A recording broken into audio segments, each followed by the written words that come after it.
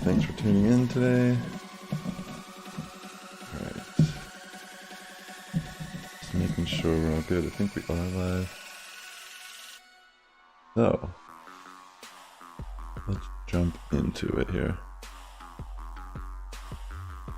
Reggie Drago arrives in the Elite Raids. Oh.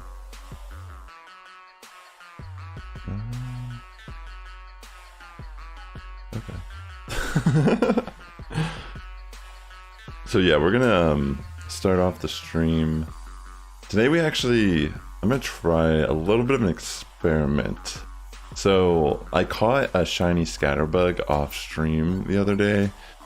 I caught it during a jungle pattern Vivillon that was in my game, and I wanted to see if the scatterbug evolves into the jungle pattern, the fancy pattern, or whatever my current active pattern in the game is gonna be. So we're gonna do that today here. But yeah, we're also gonna pick a postcard. There's a couple that I know for sure will be a different region pattern or whatever that I have not obtained yet. So I think we might just cut the chase and jump to one of those right off the bat. But yeah, for the most part, I'm gonna experiment. We'll see if it doesn't evolve into the new pattern, then we'll hunt Vivillon for a little bit on stream. If it does by chance evolve into the current pattern, then we'll find a different hunt to do on stream today.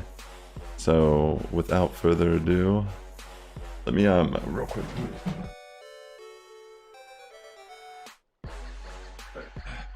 No, we should be good. Alright, ladies and gentlemen. Might as well do this rocket grunt and stuff too. Yo, what's up, PhD? Great to see you. Welcome. I guess I should just start off by doing the postcard. I'm just gonna give this a golden raz to make it faster. But yeah. Wait, why is there no music in the background? Just realized.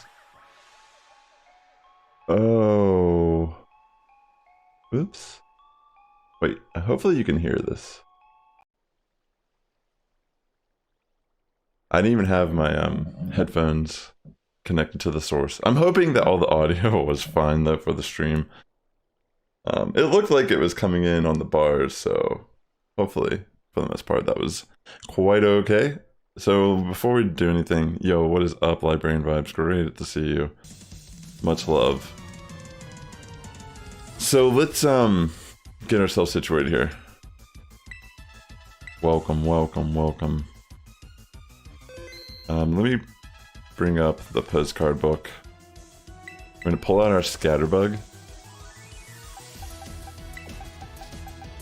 And then let me save real quick. Great to see you as well. So, what we have to do... I'm gonna look for Misi, because I remember he had a marine pattern, because it's from Greece. So we'll just take his gift.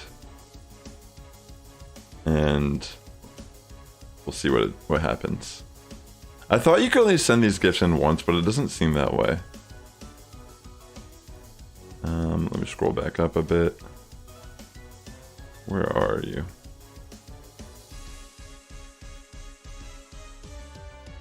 Wait. Oh, maybe he has like a number or something in front of his name. I don't remember. Well, let me scroll back up. Let me try to find this. This is so annoying because it constantly just makes me click on like, or whatever, I'm not gonna say it. Wait, how come I can't find this person? Here, you know what? I'll just do this. I'll do Bone Chip, because I'm pretty sure this will be Polar. Or Alaska. Okay, let me go over to the game real quick. Connect to Pokemon Go. Yeah, we're gonna evolve this Scatterbug and see what ends up happening. If it ends up just turning into the Icy or Polar pattern, then that'd be pretty sick. So let's see.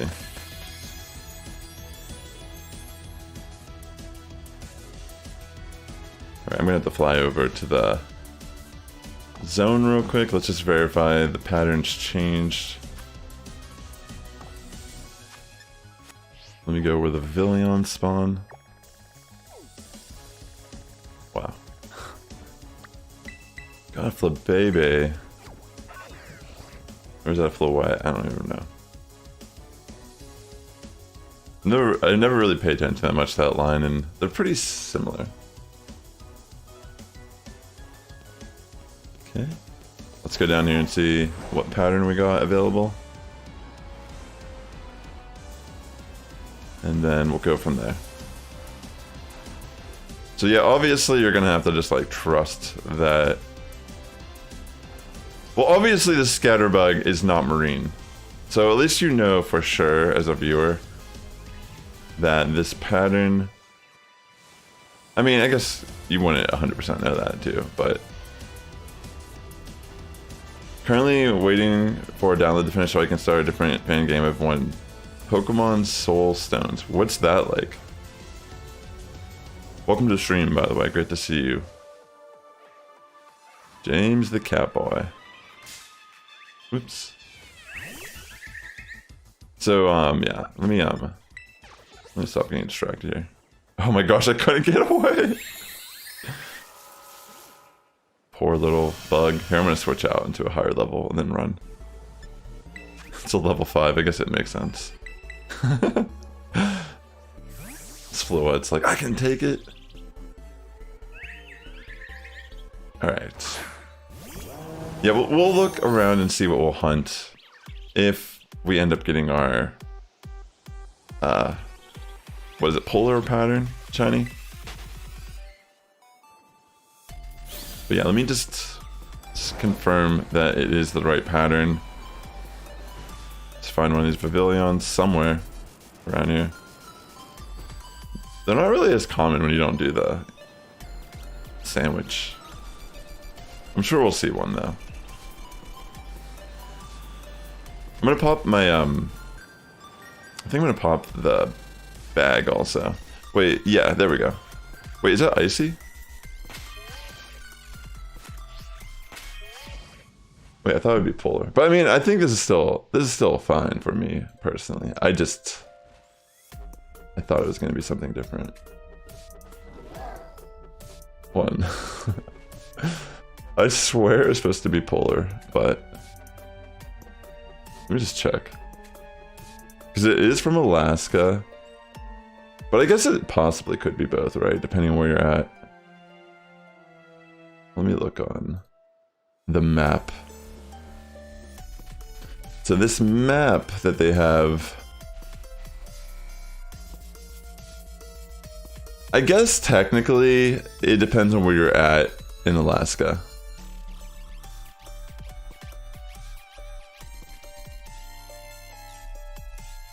Because it says in polar, it's obviously polar says it's Alaska, but when I look at Icy Snow, it doesn't say Alaska though for Icy Snow. It just says Northern Canada. This is so interesting. Okay, so yeah, this is not the one I was looking for, but it's also fun because it's still one I do not have currently in the game. I'm just so confused about some of these, like, I'm sure there's a little bit more nuance, obviously, like that has to be the case here. But I still find it very interesting that I thought like I knew I was getting for a couple of these cards and they were all like inaccurate. But yeah, okay, we'll just evolve this, and if it by chance turns into the Icy Snow, then this works, where we can just kind of catch scatterbugs and go from there. Yeah, so I thought it would be polar, but yeah, I guess looking at this map, I guess technically if you're like northern Alaska, I guess it could be considered Icy Snow. I'm not entirely sure how it's determined. I just was assuming polar would be all of Alaska. So, and I think he's from like Anchorage. So, all right, we're gonna save real quick and then we're gonna evolve this Scatterbug. See if it evolves into the Icy Snow pattern. If it does, then that's super awesome because then that saves us a hunt. I mean, aside the fact, I mean, granted we did hunt the Scatterbug, but technically the Scatterbug was like a 2-in-1 type of deal for a sandwich. Alright, we're gonna do this with anticipation. We're gonna evolve this to a Spuda first. It is a really cool shiny. I mean, it's very noticeable in the wild. Oh wow, the Spuda. I love the Spuda. It looks really cool as a shiny. I like that it has like a black little cocoon. Alright, so let's give this one more candy and get it to a Vivillon, and we'll see what it ends up turning into. The moment of truth, ladies and gentlemen. Is this going to be an Icy Snow, a jungle, or a fancy form pattern? Oh my gosh, it's a jungle. So, this means that whenever you catch a Vivillon out in the wild... Here, I'm going to soft reset my game, actually. I don't want to keep this as a... I'm going to keep this as a scatterbug. So, apparently, whenever you... Okay, that's good to know. So the scatterbug you catch in the wild, they will only be the pattern that you caught them during. So if you have an active pattern that's not the base form fancy, that's what it will evolve into even later down. It keeps that original data of the pattern. So yeah, this is a shiny scatterbug that I caught while I still had the jungle outbreak, or the jungle pattern active. And it still evolved to the jungle pattern, even though I have Icy Snow now active. So yeah, that was something I was curious about, like if you could kind of like stock up on shiny scatterbug and get all the patterns just easy, but that doesn't seem like you can do it that way. And I was getting so much conflicting information about this. I don't know how breeding works. Like I haven't done it myself personally. I mean, I've heard that you can't breed the patterns at all. I don't know how true that is, but yeah, personally, I was told this worked different as well. And doing it myself, it's kind of interesting to see that it does actually retain the data of the pattern you caught it under. So even if I evolve this like a couple months from now, it would still turn into the jungle pattern, even though that's not the base game pattern of Scarlet and Violet. So with that being said, it looks like we're going to be hunting our Icy Snow pattern here today to start off the stream. So let me save real quick. I want to keep that as a scatterbug. Like I understand like I could like trade it away, but I don't have a scatterbug shiny, and it just makes more sense to keep it as a scatterbug for now. All right, so we're gonna do the Icy Snow. Very interesting. It's a really cool looking shiny, to be honest. I mean, this one out of all the Vivillon is super cool. So let's get our picnic started and get our bug Sammy. We're gonna start our first half hour. And I'm gonna get the bag going here in Pokemon Go. The coin bag or whatever. Okay. We'll keep it up for a little bit. Yeah, let's do our potato salad. Oops. I didn't mean to go ahead like that. Okay.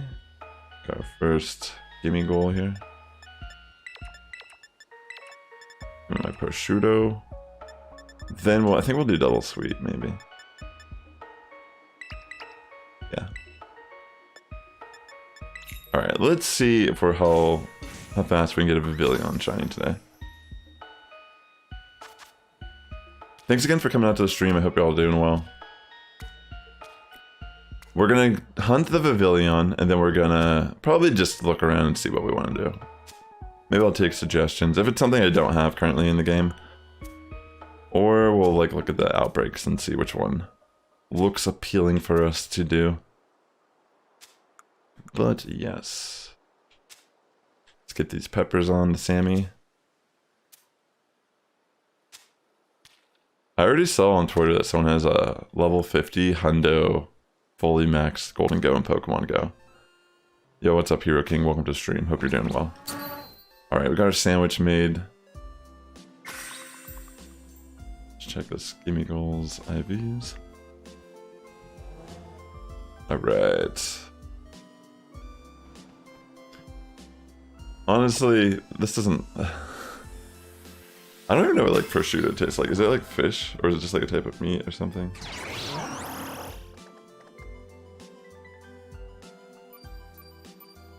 Alright, nice. Got our sandwich made, we got our boost, and now we're gonna run around and try our luck with a shiny Vivillon. Maybe we'll get extremely lucky and find it right off the bat. That would be sick. Okay, no shiny there. But yeah, out of all of the forms, this one's pretty cool. I mean, it already has like very...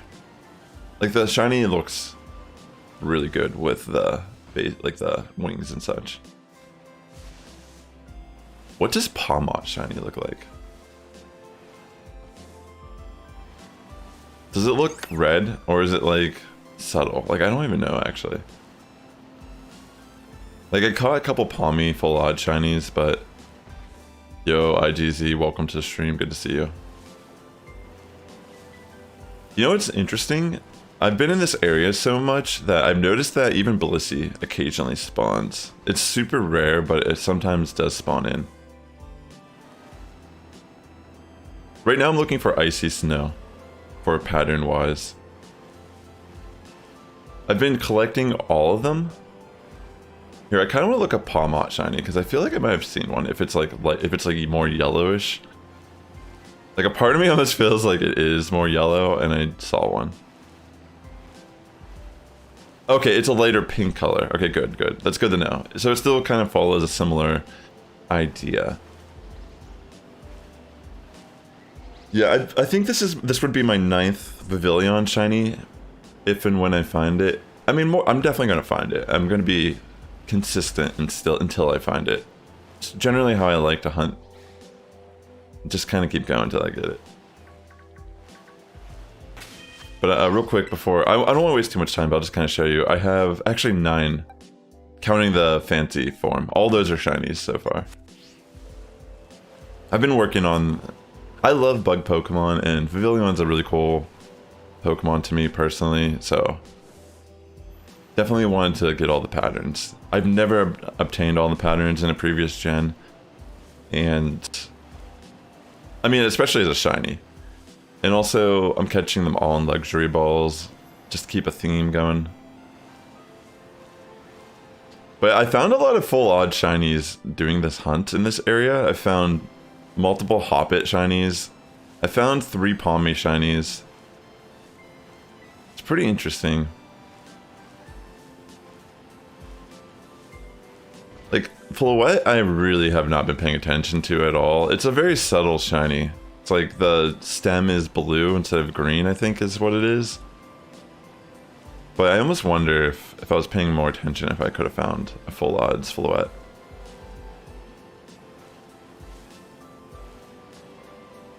But yeah, for the most part, Vivillon is noticeable. Like when the shiny spawns in, it should be pretty obvious that's a shiny.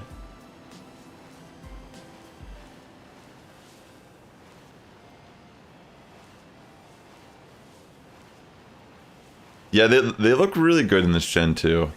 I'm currently not doing Union Room hunts for this in general. Like, I've found, like, I don't know, like if this is 100% accurate, but from my personal experience, it seems that like whenever you do Union Room hunts, it like really kills the spawn rate. Like the natural spawns just are halved or at least lower. Thank you, I really need the luck. I don't know though, like, it could... Hold on, let me get this gimme goal. It just seemed every time I've tried to do it, it was like, I was getting way less spawns. I guess the benefit of doing a Union Room though is if you do find a shiny and you are playing with just like 2 people, you both can get the shiny that is found. Yeah, it does mess with the spawns. It's really weird, I wish it didn't. It would make, like, shiny hunting for, like, Paradox Pokemon of the opposite version a little bit better. But technically, I've done this once. I mean, I did do 1 Union Room hunt with Vivillon. I feel like we got lucky, though. Like, I was looking for a Monsoon pattern, and someone who was watching had that active in their game, and they hosted a Union Room because they had an outbreak as well. And they found a shiny within like a couple minutes of us being in the room together. And we did the one exploit where whoever finds the shiny saves in front of it. And then the second person goes over and catches it. Then the person who saw originally Sassifrass sets, and then they can find the shiny again. So we both caught the shiny Vivillon. I wish the Union Room did not mess with the spawns, because it's like, what it kind of takes away a big aspect of why you would want to hunt in a group. Unless there's like some type of secret bonus that increases shiny odds in the group. I don't think that is the case though, or it would probably be public information. But yeah, for the most part, I just feel like I would love to do Union Room hunts. Like honestly, I think that's like a great thing to do with people. It's a lot of fun. It's a social way to play the game. But the fact that it's actually like a inefficient way to do the hunt, and then you're just kind of like wasting your Herba Mystica and such, does kind of rub me the wrong way. Yo, Alder, what is up? Welcome to the stream. Good to see you. I mean, granted, like, we're not forced to do Union Room hunts, but it's like, I would love to do it more, knowing that they weren't just less efficient. You got the Marine Pattern Vivillon, but just not the shiny. Yo, what's up, Reverse Dawn? Good to see you. You want to do a living dex, but you haven't played through your game yet. That's definitely a very ambitious goal. I want to do not necessarily 100% like living dex. I want to try to get every species. I don't want to have a shiny for every Pokemon, meaning like I don't want to have like 3 of the starters for each starter. You know what I mean? Like I don't want the base form, middle, and final as a shiny. That's a little ambitious to me. I mean, like, honestly, it's impressive when people do it. I mean, I would love to have it, I guess, is the reality. It took me, like, so long to just even get, like, 1 of some of those starter eggs shiny. I would rather hunt something else. So I'm gonna at least try to get 1 of each species in the game. Like, technically, I don't need to keep this Scatterbug, for example, if I'm basing it off of that logic. But I want to, because why not? I have it. Like, I just by chance caught it, and it's cool to have it regardless. That's good to hear, Reverse Down. So yeah, for the most part, we're just kind of like doing the checks. This area has been very lucky for me for the most part. I mean, there was one stream that took me 4.5 hours to find a shiny Vivillon pattern, but they've all been relatively under an hour otherwise. That was a very special occasion. I almost wonder if that was the case because I was hunting the fancy form, but I don't know, it was just probably just probability, right? You're not a fan of the Masuda method, so that's gonna be the worst part. So you do full odds hatches? Is that why? Do you mind me asking why you're not a fan of Masuda? Is it more just like the challenge? I mean, to be honest, like I have the shiny charm, right? So this area, for how many full odds shinies I found, like they weren't bug types from the sandwich or whatever. I was actually blown away how many full odds shinies I found just by like running back and forth in this area over and over. Like I don't know, it's like changed my perspective of shiny hunting in this game. like obviously it's just probability and I got lucky, and if you're in an area long enough, you're gonna eventually have like something pop up that is rare.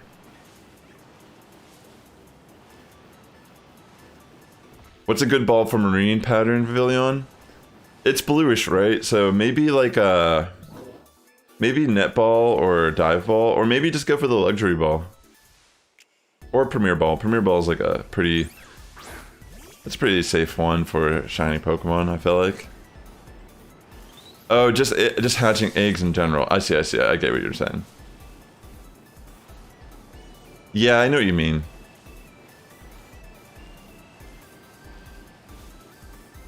It is kind of like one of those things, right?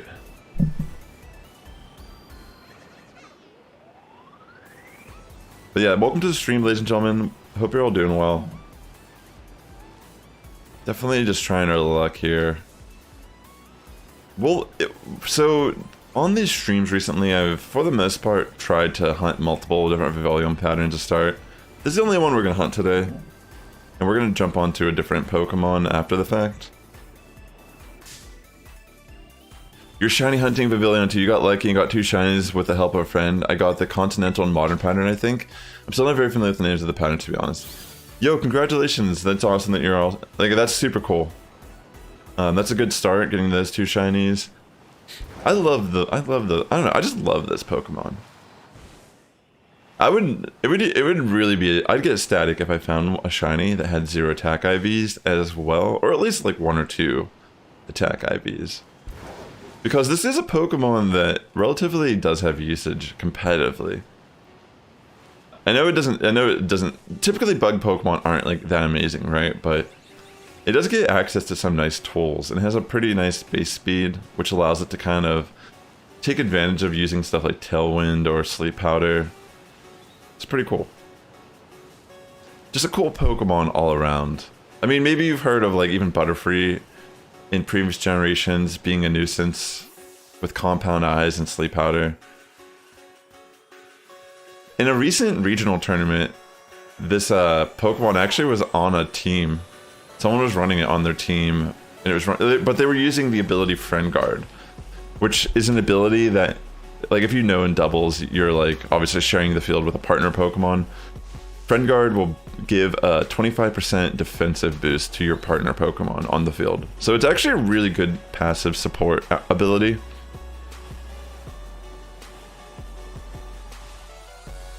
Oh, you're hunting Rella right now. That's sick. Yeah, I caught the Monsoon one myself. But yeah, I did it with the help of someone. I actually don't have a postcard.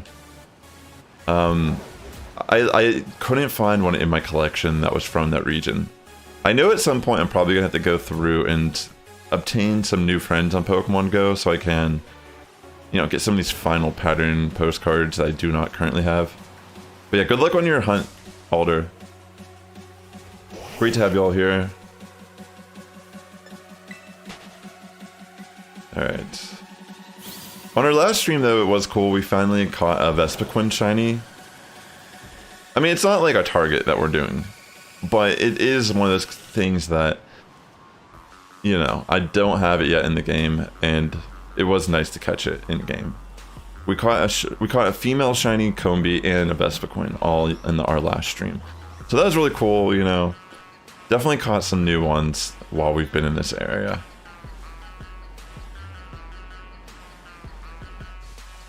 What shiny are you looking for? Because if you're looking for the bug one, I used 2 potato salad, 1 of each color pepper, a prosciutto, and then double sweet. That's what I did for the bug boost. But if you're just looking in general for a type, I can actually hook you up with a link. It's a Papa Jefe sandwich. It's like a sheet of different ways you can make the different sandwiches. Like the one I just told you is like the more complicated one, but it allows you to kind of use any combo of Herba Mystica. But there is also some that are like pretty straightforward. It's like potato salad, and I think it's like spicy and salty for like a bug boost. But yeah, maybe I should just post a link in the chat here. Here, actually, let me find it.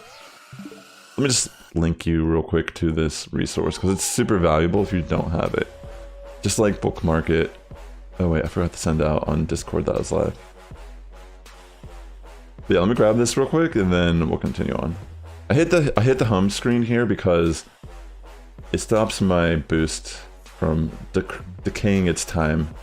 So if you're ever like in the middle of a shiny hunt and you have to go do something, just hit the home screen. You can even put your switch into sleep, and you can resume your shiny hunt later.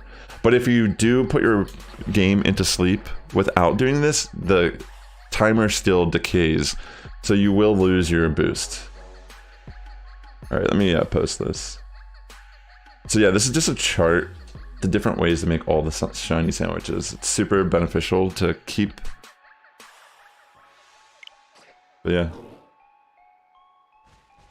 There you go. Okay, let me keep on keeping on here. But yeah, for the most part, I'm sure most people already know this, but I just save before my hunt. Then I soft reset if I don't find it. Yeah.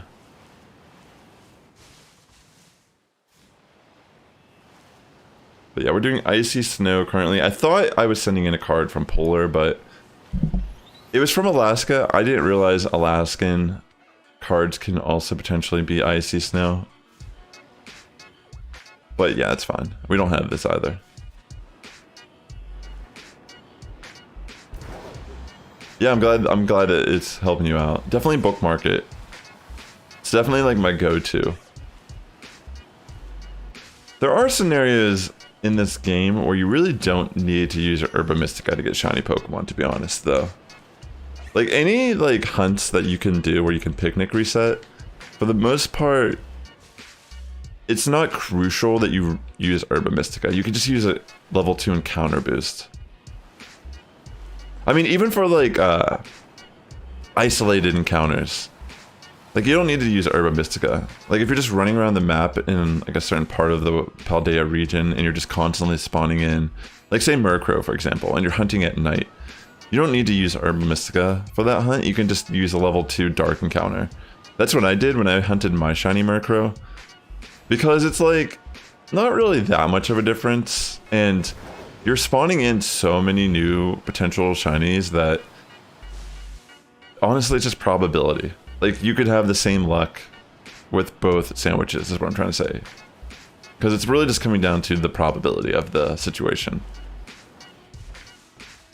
I feel you. There are some... I don't like doing it that much either, personally. I like stuff like this where you're just kind of running around the map. Even though I'm just running up and down this hill, I find this way more entertaining. But for the most part, there are some hunts, though, where it's actually still pretty entertaining to do the picnic.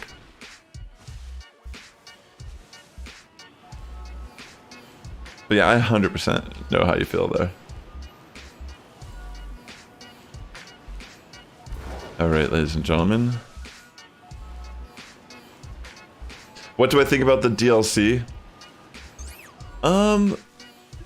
About the actual content of it, it's hard to say, because I think there's a lot of rumors that there's, like, mechanics and such that are going to be in the game that are not currently confirmed. Similar to, like, how Gigantamax, like, Dynamax Pokemon, there's, like, Gigantamax. Like, there's certain Pokemon that have a certain, like, a unique Dynamax form, which is called Gigantamax. Like, Rillaboom or Charizard. Apparently there's, like, leaks, or I don't know how much truth there is to it. Apparently there's some, like, credibility behind some of the leakers, but apparently there's, like, certain forms for certain Pokemon. Like, for example, I think A-Drive in his video used as example was, like, say there's, like, a Water Terra Charizard and it gets a special form, but only when it's Water Terra. Apparently there's something that's going to be like this in the DLC, and, like, certain Pokemon get this type of treatment where they get, like, a new Terrestrial form, which I don't really know. Like, I think that's kind of cool. I don't really like that they're putting out DLC before the game even really feels like it's patched or fixed correctly.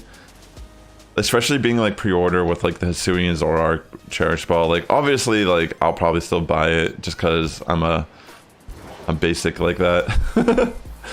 But I haven't bought it yet. I've been, like, not in a rush to do so. I don't know, I feel like the DLC itself will make the game better. Like, I can't see it not making it better. I'm very interested to see more about Area Zero. I think that's, like, the coolest aspect of this generation is the Area Zero. The turtle seems really cool. I speculate we'll see new Paradox, right? Like, new, maybe even more Paldean Pokemon that aren't, like, they've already kind of shown some new ones, right? So I guess, like, overall, like, there's a lot that we don't know yet that I assume would excite me to a degree. But I think, like, my biggest gripe is just that the game still kind of functions poorly, and they already are, like, pre-selling the DLC. So I don't know, I guess, like, a part of me, I don't like that, but yeah. Overall, like, even with all the issues in Pokemon Scarlet and Violet, I've actually really enjoyed the game, so it's a really complicated place to be as a Pokemon fan. Like, I'm not, like, out here trying to shill for the company. Like, I will criticize where I think criticism's due. I honestly think this game shouldn't have been released in the state it is. But I don't know how we could even, like, change that reality, you know what I mean? What you do is you select two Pokemon of the same type if you want to get lucky, sandwich, and get another. That makes sense. Hey Alfie, welcome to the stream. Imagine a game where Dynamax Megas. Yeah, that would be insane, honestly, if they had all the mechanics back. Like, that would be too crazy.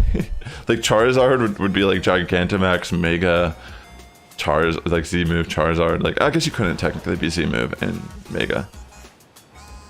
That would be too much. I mean, it's interesting to say the least. I mean, some people are speculating that we haven't seen any mythicals in this gen yet. Some say that the Tortoise is not the third legendary of the games. But for the most part, I'm just curious to see what is the deal with Paradox Pokemon. Because, you know, some people say that it's time traveling. Some people think it's imaginative, like they're not real, they're just brought from imagination. And some people speculate that it's actually not, it's like time travel, but in the sense of like, there's like multiple dimensions. It's not that they're actually traveling through time, but they're actually going through different realities. So like Sandy Shocks, for example, is not like a prehistoric version of Magneton. It's actually like a different dimension where that is what the Magneton is. Do you know what I'm saying? Like, and I think already in the Pokemon lore throughout like different games and generations, they've already kind of established like there's like dual like lore story arcs. Like when Mega Evolution was introduced, there's like apparently like two versions of Kanto, for example. Like the original Kanto, which was like Gen 1, red and blue and green. And then the Let's Go remakes where they brought in Mega Evolution. So I don't really know, like honestly. Like it would make sense for like the dimension thing to be the reality of Paradox Pokemon. I mean, they're called Paradox Pokemon for a reason, right? Like how could they be a paradox if they were real? You know, like, I think that's, like, the thing about them is that, like... I mean, that's not the right way to word it. Like, they can be real, but they would be from a different reality. A dimension. But I don't know, to be honest. It's all just, like... Pokemon's very interesting in that regard. Like, for how much they, like, kind of, like, half... Like, you know, they rush this game out or whatever... The actual lore and inspirations of these Pokemon and why they're built in the regions is super interesting. And I've always really liked that about Pokemon. Mega Dynamax Charizard? Nope. With solar power. You agree, you think the game is currently has some bugs that need fixing, like glitching outside the map, for example, but you still love this game. Yeah, like when I do competitive, like I'm more of a battler. Like, I mean, I say that, but I've mainly been just like shiny hunting in this game, I feel like. Like, I am competing in Charlotte in the regional that's coming up this month. I'm going to be flying out there to try to fight in the VGC. But, yeah, like, when I do VGC and, like, that stuff in the game, like, none of the quality of life issues actually affect VGC. At least from what I've seen, personally. Like, oh my gosh! Okay, this is not what I was looking for, but... I'll take it. See, like, all these full odds shinies. But, yeah, like, what I'm trying to get at here is... Like, I think there's a lot of layers to the game. Like, it depends on what you do in the game. Like, even though I'm a battler, I still feel like the game's in a weird state.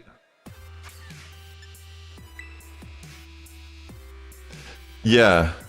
Hey, Squeaky Meow. I'm hunting the Icy Snow pattern. Welcome back. Oh wait, it could get Memento, right? Yeah, like, I think with this game, the bugs were somewhat humorous. That is true. Like, I think that's one of the things it had going for it is that, like, maybe the bugs were just kind of funny to a lot of people as well.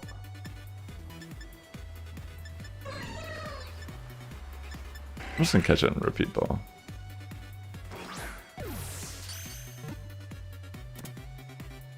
Oh my gosh, Tropius. Yeah, Tropius did pretty good during Series 1 on the ladder. But that's what I love about it. But yeah, I feel like Series 1 was my favorite format. Series 2 I find to be very hit or miss if I like it. Random shiny jump bluff, by the way. Oh wow, it has a Dawn mark. I mean, that's cool.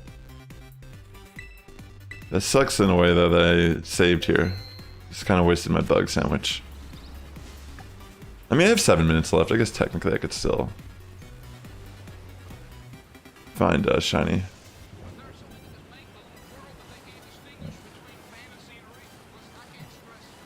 It did to you. Good luck, Squeak Meow. You're hunting the meadow today? Good luck, good luck. Thank you, by the way. Good to see you. Thanks again on that monsoon, Shiny. That was like clutch.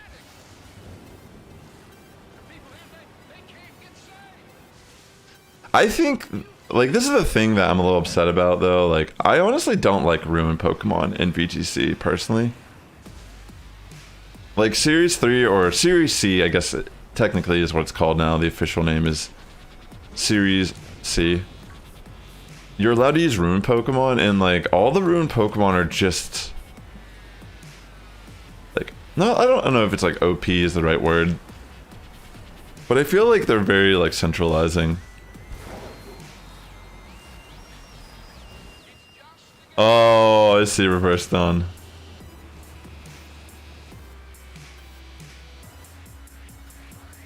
Maybe it's the monsoon, Alfie. It could be monsoon, potentially. Garden. Garden's pretty cool, too.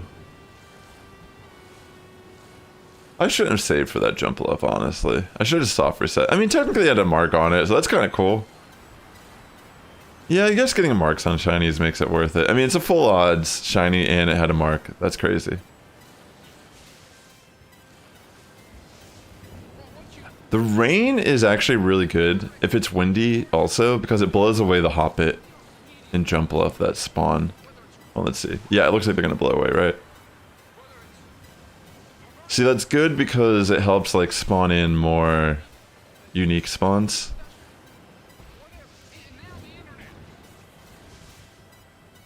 Yeah. I don't know. You're hunting the marine. Good luck on that also. You feel like the ruined Pokemon are like Tapu? Yeah, that's a good point. Maybe, like...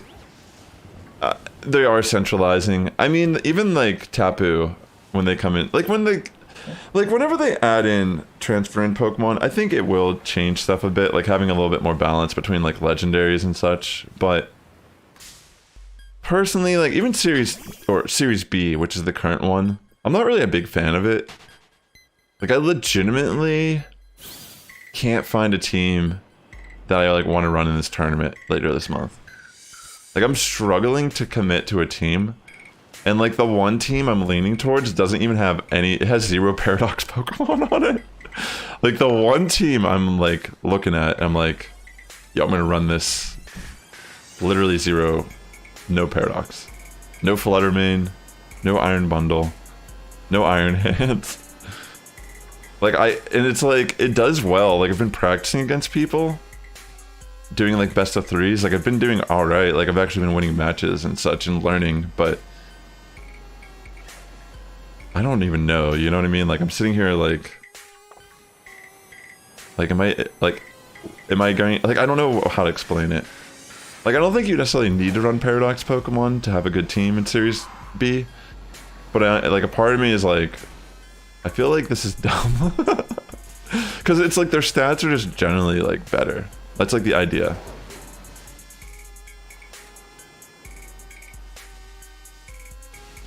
Yeah, like Tapu Koko is definitely going to be very good with a lot of like the future forms. That's for sure.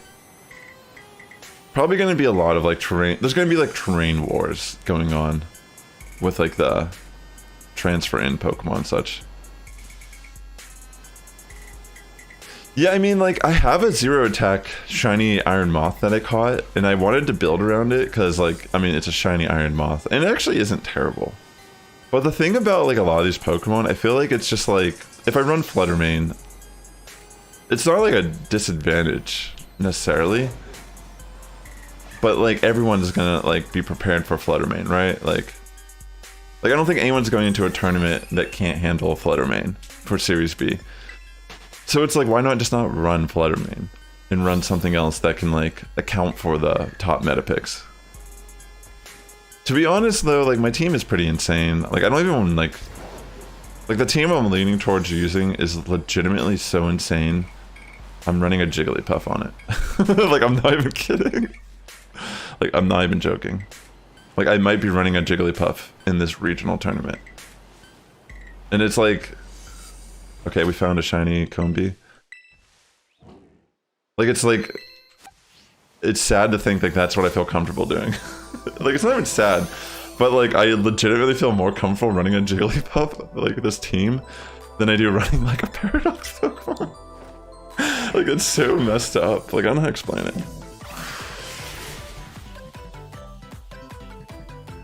Yeah, that's true.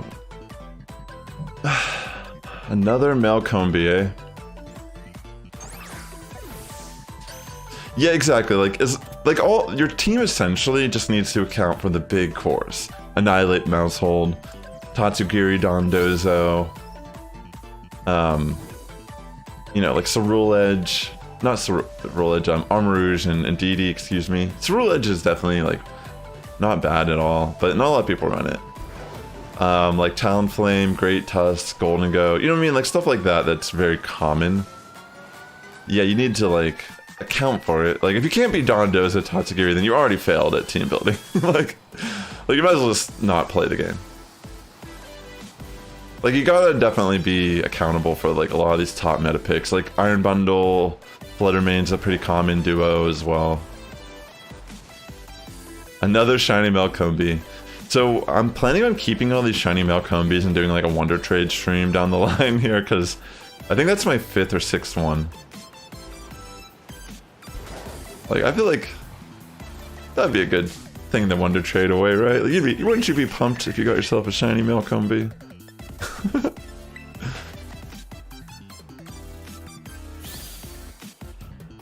Yeah, true.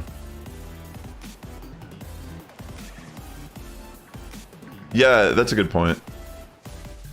Cool thing too about so, like, if you're, like, for example, on this team I have, like, I could run Jigglypuff or I could run Screamtail, which essentially, like, is a better Jigglypuff, right? Has higher defenses, faster. But the reason why I like Jigglypuff a little bit more than Screamtail is its typing being a normal fairy type, not a psychic fairy type. Being immune to ghost type now. And then also Friend Guard. It has the ability Friend Guard. So while, like, if I wanted to run Jigglypuff, I'm, like, compromising speed. And I'm also compromising a little bit of defenses and the usage of an item that isn't Evilite. I just feel like Jigglypuff has some very unique play. Again, very much, very gimmicky. Okay, so we didn't have any luck there getting our shiny Vivillon, but we did find another Combi. Found a random Jumpluff. I mean, not what we were going for, but yeah, it's whatever.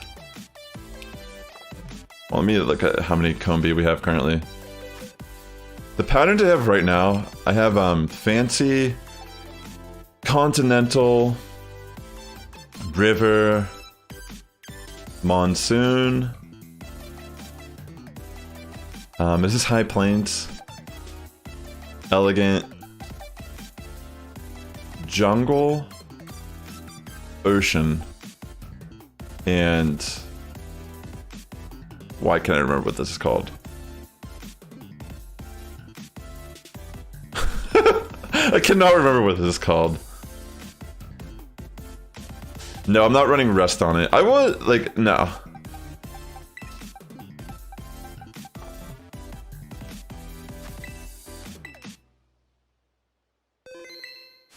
Alright. None of my Pokemon on my team are running Rest. I'm not doing any Resto chests though, or like Sleep Talk.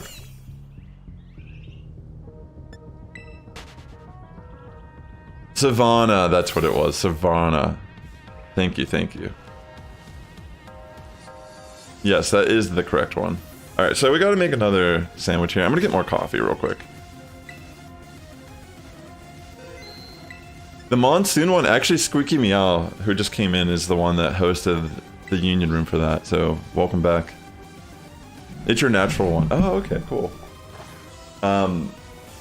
Real quick, I'm gonna grab more coffee. But thanks for tuning into the stream today. Really appreciate you all being here.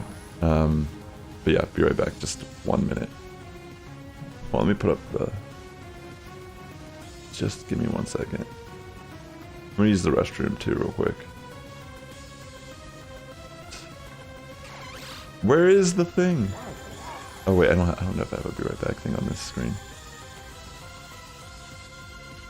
Yo, it's going good, Peruvian Phantom. I'm about to hunt. I have 9 of them so far. And a scatterbug, but I'm just gonna keep the scatterbug. I'll be right back real quick. Yeah, me too, Hero King. Me too.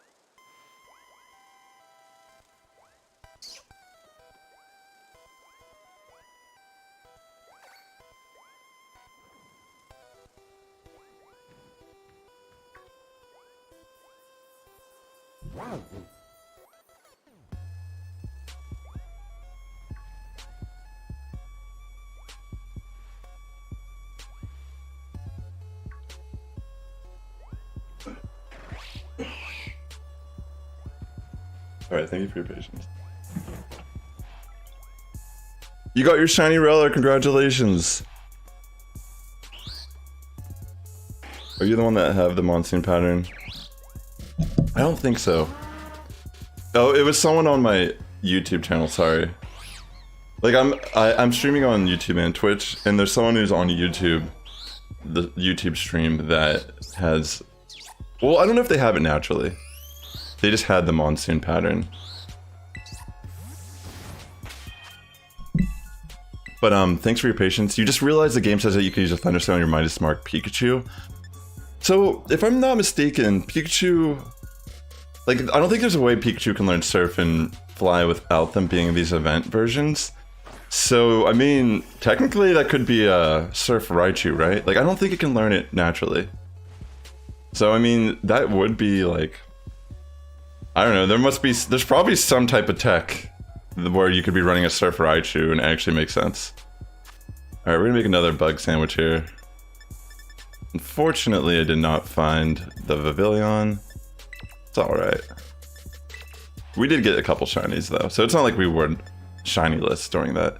I'm gonna try to put on Double Sour. I think it should work still. I think when you do this combination of ingredients, you can use whatever Herba Mystica combo for the most part, and it should work. But let's just see. I actually, I don't need one. Someone gave, one of my mods on Twitch gave me an egg already. I am considering on breeding for the shiny, even though I technically already have a shiny Zoroark. I am considering on doing that. So we'll see though, we'll see.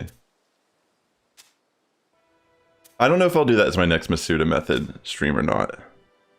I might pop an incense here in Pokemon Go. I had the bag up for the coin bag for Gimme Goal. But the other day when I was streaming, I had incense going, just like to have something going in Pokemon Go. You know, you never know. I found a shiny Mawile in my incense, like, randomly. I was, like, so shocked. Just because it wasn't an event spawn or anything, it was just, like, random. I don't know if Mawile has higher odds in the wild. I don't think it does. You're gonna evolve the Pikachu? Oh, wow, that's cool. Maybe save before you do it just to make sure, like, that's what you want. And then, like, if you absolutely... Like, if you regret it, you can always soft reset. But yeah, I'm gonna... Actually, real quick, before I open this. Let me activate my Mega Gengar so I can get more XL candy. Oh, wait, no, never mind.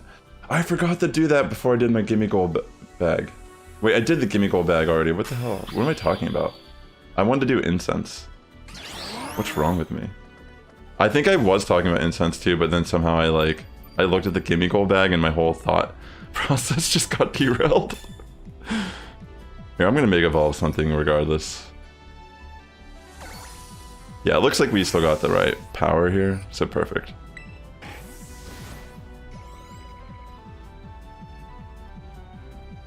You've been trying to get a competitive Legends Arceus version.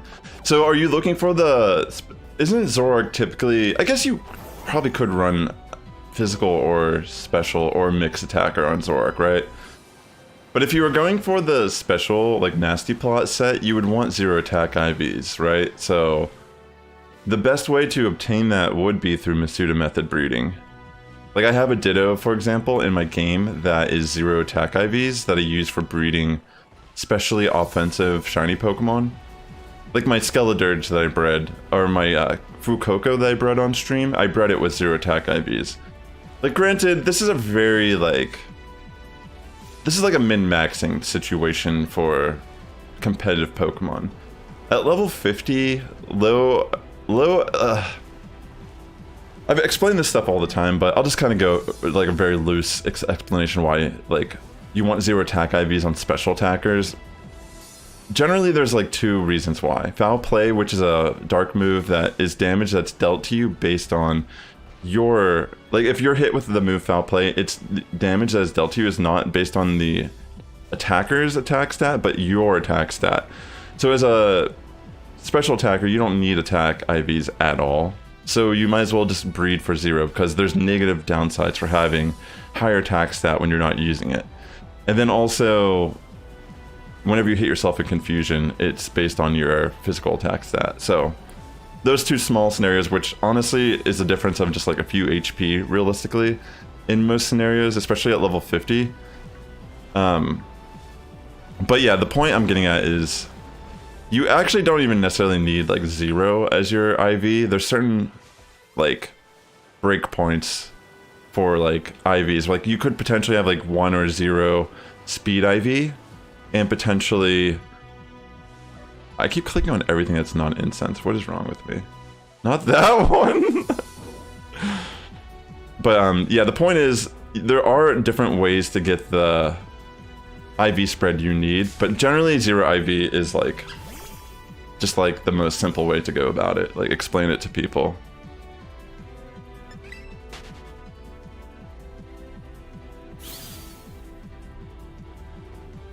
Yeah, I mean, to be fair, like, Pikachu is actually not bad in battles. Like, you give it a light ball, and it's actually viable. I mean, granted, it's a glass cannon. Raichu probably still better, just because you could probably give it, like, a Focus Sash. But, I mean, you can run Fake Out, and I ran a team, actually. I built a team for Series 1 that ran Pikachu on it. It was Terra Ice Pikachu, and I was trying to emulate the Bolt Beam... like combos, and like Ice and Electric have really good offensive like synergy. So the idea was like I could use it as a fake out Pokemon, and I can also potentially go for like Terra Ice, depending like if there's like a Garchomp or something in like whatever. But like the team actually was good. Like I have a video on my BGC channel. It was like, I think it was like a rain team that had Pikachu on it pretty much. It had like Baxcalibur. Can't remember off the top of my head everything that was on it, but I remember when I was testing it out on my stream, I was like crushing people on the ladder with it. Like it was like insanely good. King Gambit was on it, I remember. Can't remember who else. It was like Terra Water, King Gambit. Yeah, anyways. I remember, I think Pelipper was on it. I want to say that Palafin was on it. It would make sense, like, if it was, like, Palafin and Pelipper together. Just because of that damage output is insane. Am I trying to get all the shiny? Oh, you meant in general you're catching them. Oh, I see, I see. So you're just trying to get the patterns in general. Oh, I could help you get some of these patterns. Like, I mean, like if you just need the pattern, you don't care about the shiny, like I could help you whenever I have one that you don't have. Yeah, I'm actually just trying to get the shinies. I haven't even been catching them. I've only been catching them if they're shiny. That's fair, Alfie. I'm glad that you saved before. Like, I think, like, this is what I'm trying to say is, like, you could run Surf on Pikachu and run Light Ball. Like, that's... Wait, is that the shiny? Oh, I found it! Yo, chat, I found it. Yes! Alright, there it is. Icy Snow Vivillon. Alright, let's false swipe it down.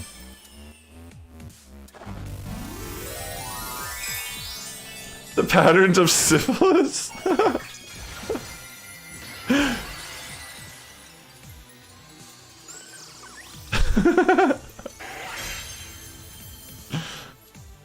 Is that like an autocorrect or? Because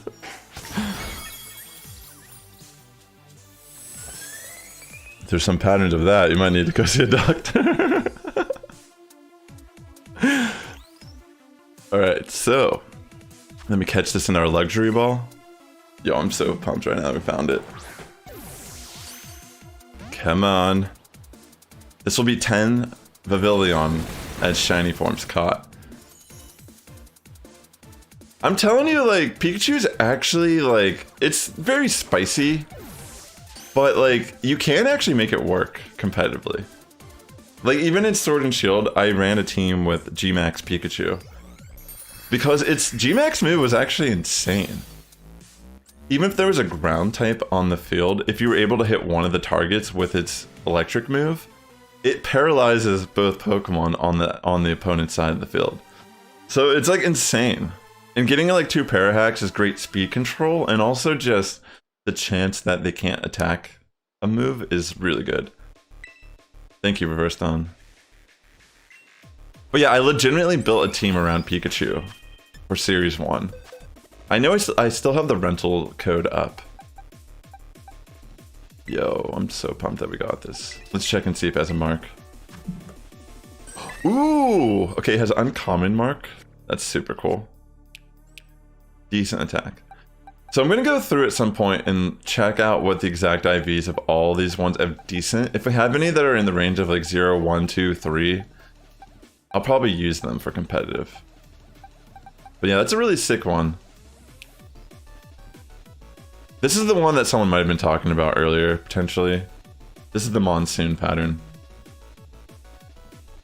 That makes sense, Hero King.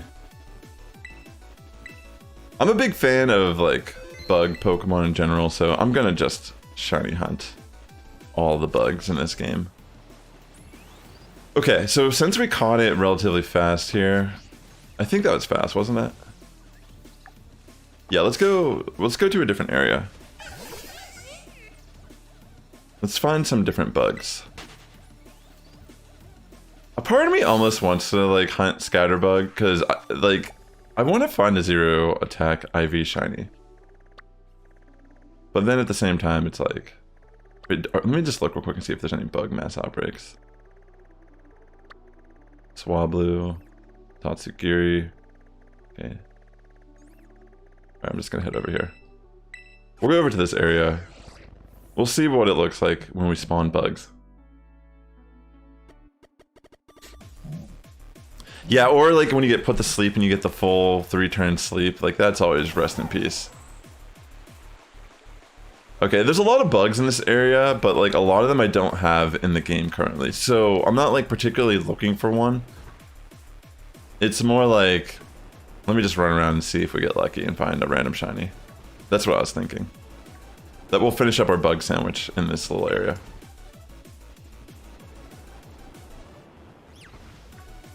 Scyther would be super sick to get just because, you know, could use that competitively.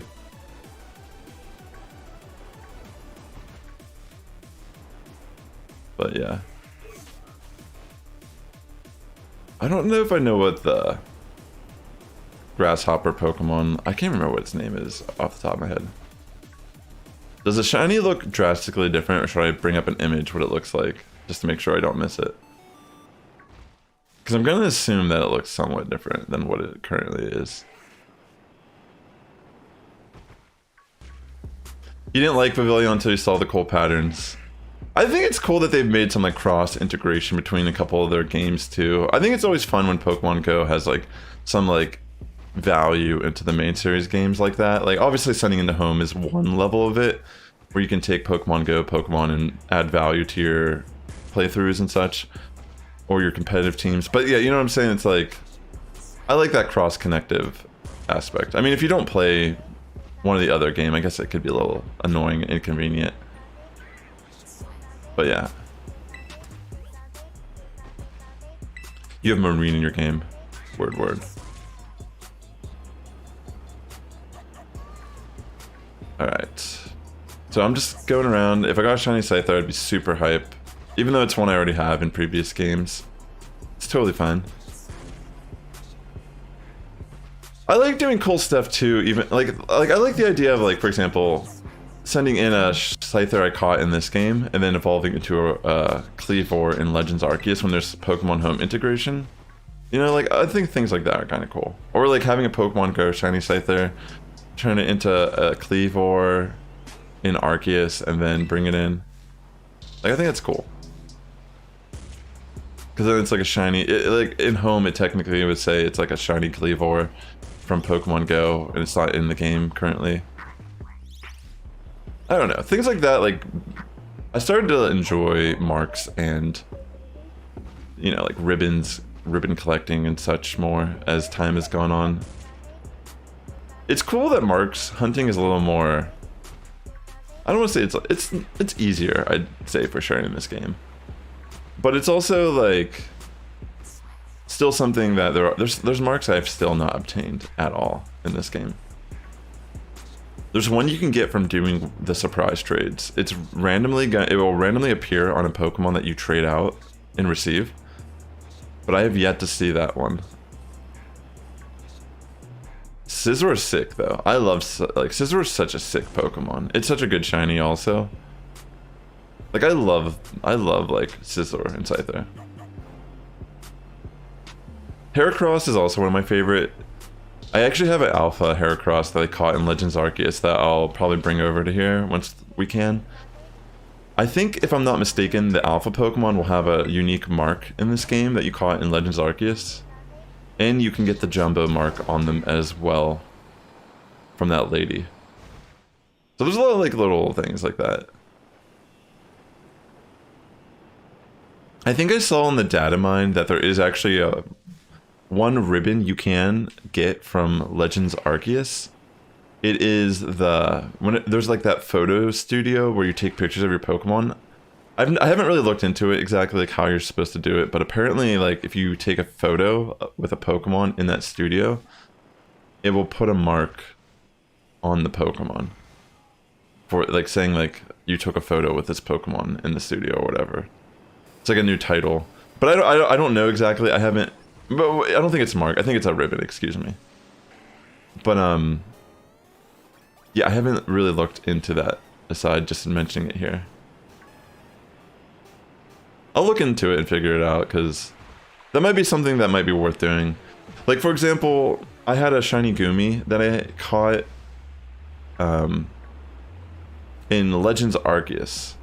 But before I evolved it into a Hisuian Sliggoo or whatever in Gudra, I took my Gumi and I brought it over to the Galar region, and I earned a bunch of different ribbons that are unique to the Galar region on my Gumi, and then I sent it back over to Legends Arceus, and then I evolved it, because you can't send over Hisuian Pokemon to Sword and Shield, obviously, right? But now I have like a Hisuian Gudra that has a Galarian champion mark on it, for example. So whenever it comes into this game, like I can't see the mark on it in Legends Arceus, or ribbon, excuse me, but whenever I bring it into this game, it'll have those ribbons and such on it. So I thought that was like kind of cool. Like little things like that make it a little more valuable. You know, instead of like rushing and evolving it, I could have like considered like, what can I do to like optimize this Pokemon's value to a degree, or like custom ability, you know, because the main reason why we want different ribbons and marks is to just have different titles that our Pokemon will have when we throw them into battle. So yeah, just little things like that I like have been getting into more as I've been like kind of like, you know, giving into my collector side. Like obviously everyone who plays Pokemon is a collector. Like no matter how much like I emphasize I'm a battler, like I've been hoarding Pokemon for how many generations? You know what I mean? Like I have Pokemon in my home that are from 2011 or older. I think it doesn't go back to a certain date. I think it like cuts off. Like, cause I know some of these Pokemon have to be older than that in my games, but for the most part, yeah. I know there's like a Skarmory in my Pokemon home that's from like 2011. It has on its date. That's crazy to think, right? Like I have a Pokemon in my Pokemon home that's like over a decade old. That's crazy to think. Wow. But yeah, I'm just kind of like finishing up this bug sandwich boost that I have. I already got my Vivillon that's hunting, and then we'll kind of think about what we're gonna do next.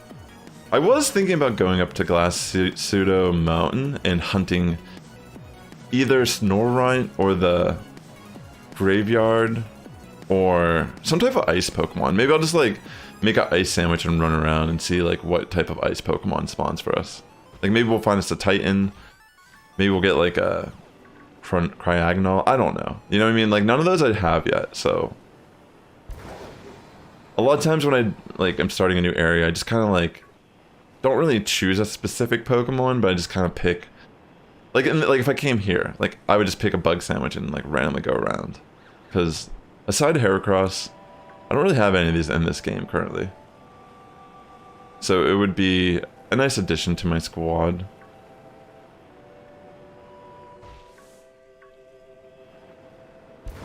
And if we caught multiple shiny Scyther, I mean, again, that's like options for Scizor and Kleavor. And they're both physically offensive Pokemon typically. I mean, usually, always. So there's really no reason to worry about IVs. So anything we catch in the wild is perfect for battle, as long as we bottle cap it. You just found a shiny Vivillon in one of your boxes? Yo, that's insane. That's crazy. I just have Pokemon Go up for a little bit here. I don't know. We don't need to keep it up forever. I just originally was doing the coin bag thing for Gimme Goal, and I just kind of left it up. If you enjoy these type of streams, definitely like leave a like on the video or let me know. I mean, there's always a chance we get something good in Pokemon Go as well. I mean, we're not really banking on it, but I mean, why not double fist this scenario?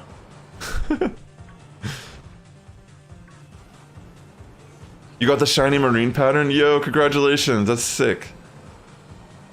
That's a good find. The garden pattern? That's a good, I like that one. That's green, right? Alright. I don't know what my favorite pattern is. I don't think I've like decided yet. I do like the white ones though for the shiny. They look nice. They look very sleek. Okay, we got a Diglett here. Holy shit, dude. It's a shiny Diglett. There's this clip of me from like years ago. I was like bar hopping. I was like playing some mobile Pokemon Go. And there was like, it was one of the first Kyogre raid hours when it could be shiny. I think it might have been the second time it came back, or maybe third. But yeah, there's like a clip of me like finishing a raid, failed to catch the regular Kyogre. I didn't really care about it, but then I just click on this random Diglett as we're walking away, and it's a shiny, and my reaction is just, I'm so flabbergasted. But I was a little intoxicated also. I was very excited, but the thing is, I don't actually care about Diglett at all. It's just, it was so surprising that, you know, my reaction was just very, very much full of excitement. Alright. It pretty much like spawned a meme for a while here. Actually, the reason why my emote on Twitch is like a shiny Diglett is because of, like for shiny Pokemon, it's because of that clip. But maybe it's so far removed from the reality of what we are these days. Unless I remind you and add the context. Like if you see the clip, it all makes sense. It all makes sense. I could bring it up. But that would require me to do more than I already am. Yo, Aegislash is such a good shiny. You wouldn't even bother catching a Diglett. Hey. Sometimes you could just keep those thoughts to yourself.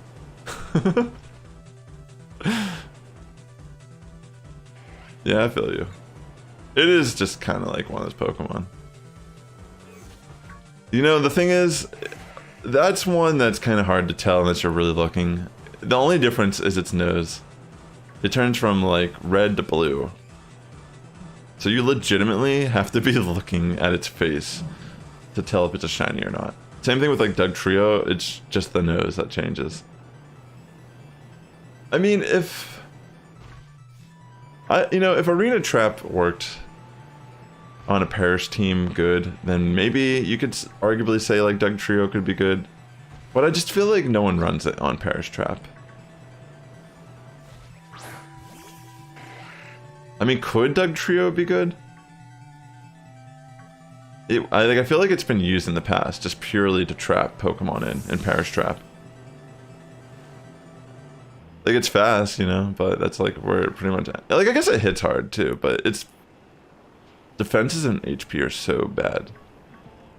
Like, it essentially needs a Focus Sash if you're gonna run it.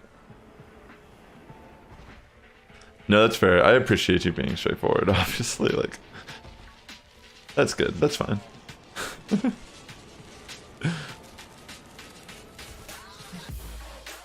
For how many bugs spawn in this area, I'm surprised we haven't found anything. Like,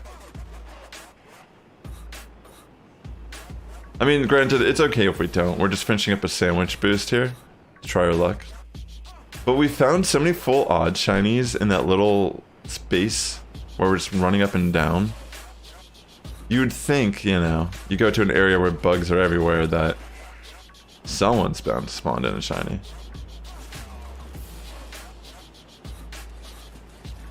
We'll see.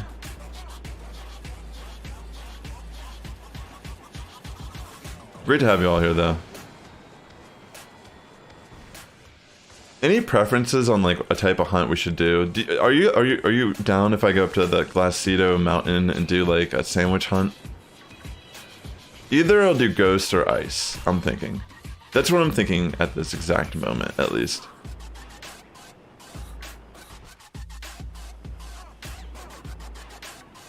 I can't even remember what this cricket or grasshopper's Pokemon's name is. Low Kicks. That's what it's called. Guess I should have just thought instead of talking. Sounds chill. Aegislash is sick though, for real. Legitimately one of the coolest shinies. I bred that Pokemon in X and Y. Masuda method. I went out of my way to breed that because it's just such a cool shiny.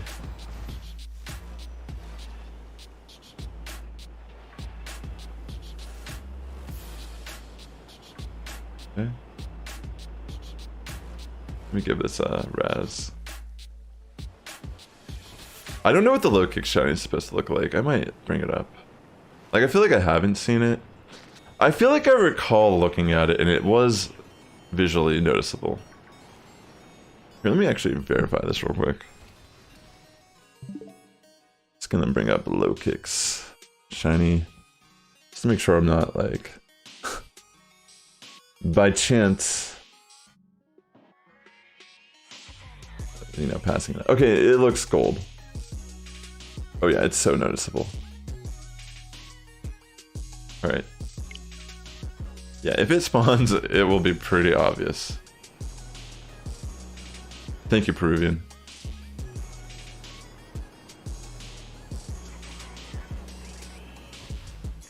That makes sense, yeah, get the regular one, because the fancy pattern, the one that's currently in our game, like whenever you initially buy the game, that pattern was never able to be a shiny until this generation.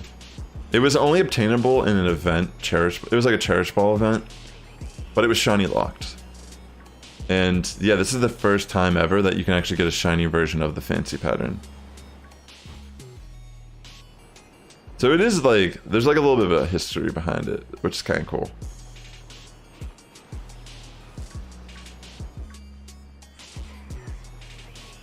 Yeah, for the most part, I think we should be golden. I don't know if anyone wants to do any Pokemon Go raids. Well, I guess there's nothing of interest here.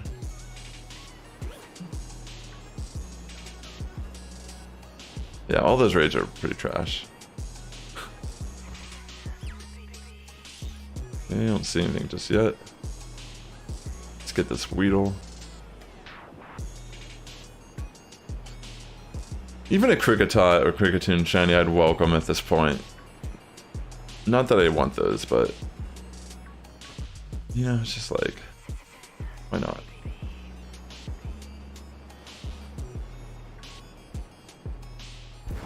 How much time do I have left?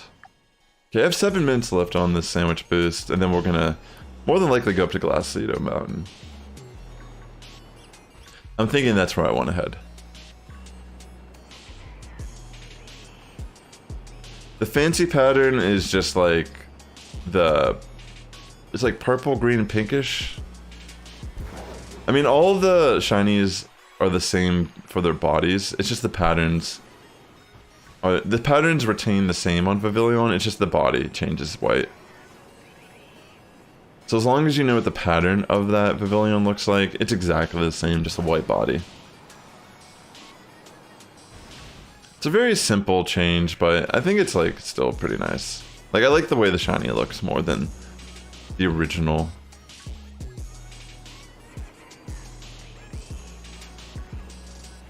Once my boost is up, I'll show you the fancy pattern. I just want to try to take advantage of all my time left here, so I can just keep despawning and respawning bugs.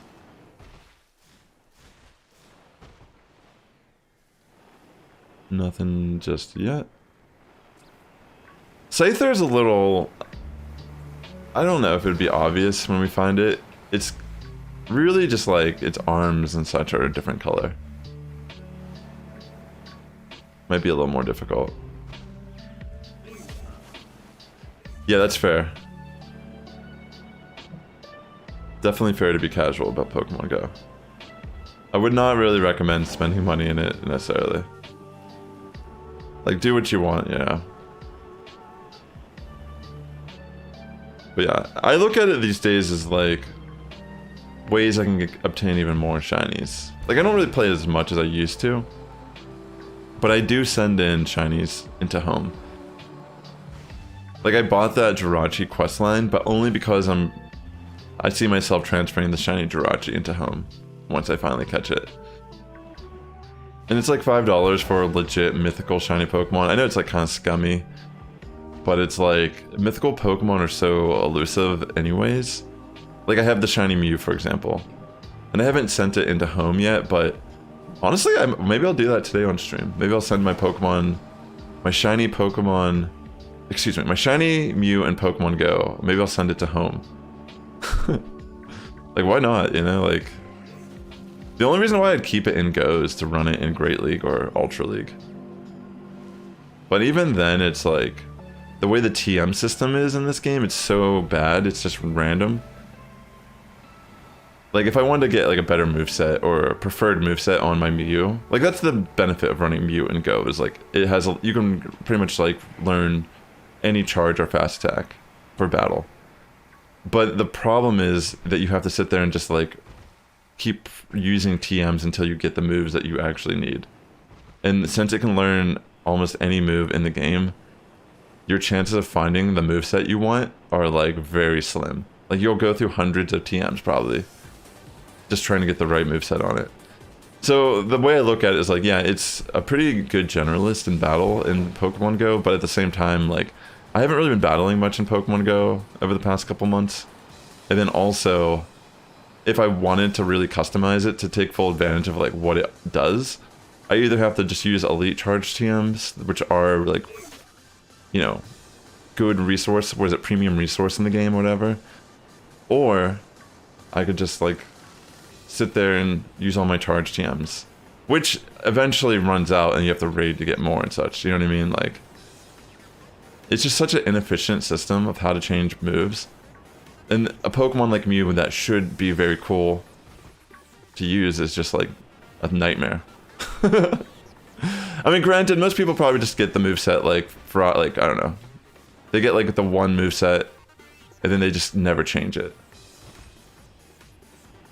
But, like Shadow Claw, Wild Charge, Flame Charge, like something like that, I don't know. Surf, I forget what they run. Wild Charge, Surf, or something. Sometimes they run, like, Psyshock, but... That makes sense, you came back because of Vivillon. Yeah, I would not spend money on Pokeballs in Pokemon Go. That's, like, definitely... Yeah, I feel that. I mean, I live in Los Angeles, so it's like, I've been here for like 6 years now. Pretty much the whole time Pokemon Go has been out, I've been living here. So it's just been like, no matter where I've been at my jobs and such, it's like, I just open up the game on my break and there's like Pokemon and stops everywhere. And there was a point where I was actually like super into playing Pokemon Go, where I worked in this, I was doing data entry in Little Tokyo at this grocery store, and I used to just walk out the back while I was on the clock being paid, and I would just, it was when Rayquaza first came out in raids. I would like I would literally go around and hunt raids in downtown LA doing Rayquaza for like a half hour to an hour while I was still being paid by my employer, and they never like complained to me or like ever asked me like where I was going or like what was happening. So I just did this all the time. Like, I got paid essentially to go around and raid Rayquaza at one point in my life. Well, I was gonna show you. I have 2 Hundo Rayquaza. This is when I was like playing it super hardcore. Yeah, see, 2019. Okay, it was this one right here that I caught the first time. 2018, I was working at this data entry job, and this is the Rayquaza I caught when I should have been at my job. But yeah, I don't really play like that anymore. Like, I don't even care about like hunting legendaries or even trying to get the shinies anymore. Like, sometimes I do because I think like, oh, I could transfer this shiny legendary into home. Like, I have a Groudon that I use competitively that's from Pokemon Go. You know what I mean? It's like, sometimes it's just, I have a free pass, I'm on a raid at the right time, and I'm gonna do that raid. You know, like, why not? But yeah, at this point, it's more of like a casual experience for me. But I see the benefits, you know, like, there's still like that, like, I'm not, like, I personally look at shiny Pokemon, like, yeah, we could have like a whole nuanced discussion about like, how good are Pokemon Go shinies in comparison to other shinies, etc. Like, I know there's some people that would have that conversation. Personally, I just look at them like, I look at it like this, like, I value my time. And I'm just gonna look at it like, if I have a shiny Mew in my Pokemon Go, that's a real shiny Mew, and I'm gonna take that as what it is. You've been trying to evolve Meltan. Oh, awesome. Yeah, that is one of the only ways you can get Melmetal, right? Like, I don't think you can get it otherwise. Unless, wasn't there like a event G-Max one that they gifted out in Cherish Ball at one point? One of your friends sent... Yeah, I do have a Discord, Hero King. Hold on real quick. Let me link my Discord. One of your friends sent his attack form, Deoxys form from Pokemon Shining Pearl. See, that's the thing though, like, whenever you do that, you actually, so like Pokemon that have forms, like Cast Form or Deoxys, if you send them in the home, you can change their forms. So if you have an attack form Shiny Deoxys, and you send it into home, you bring it into Shining Pearl or whatever, you can go to the Meteorite and change it to any Deoxys. So as long as you have a Shiny Deoxys in Pokemon Go, you literally just have a Shiny Deoxys. So like, it's stuff like that that's kind of cool. But yeah, like Darkrai, for example, like that's another, like there's just like rare mythical Pokemon that aren't released, like Hoopa. Like it wasn't a shiny in Pokemon Go, at least yet. But when they did those elite raids, for example, I didn't do them. I didn't care to go out and do them. Like I think it was still during the pandemic. I don't really remember why I didn't go out. Okay, this sandwich is over, by the way. But I just didn't care to do the Hoopa, like whatever. Like I already have Mystery Gift Hoopa from the past events or whatever. But like you could technically catch Pokemon Go Hoopa and transfer them into home, and that's a real Hoopa. And that's actually a rare mythical Pokemon. You know, a lot of the mythicals are only obtainable through distribution. So there are some mythical Pokemon that you can obtain through Go, through free questline. Like not everything is free in Go, like obviously, like that's the downside.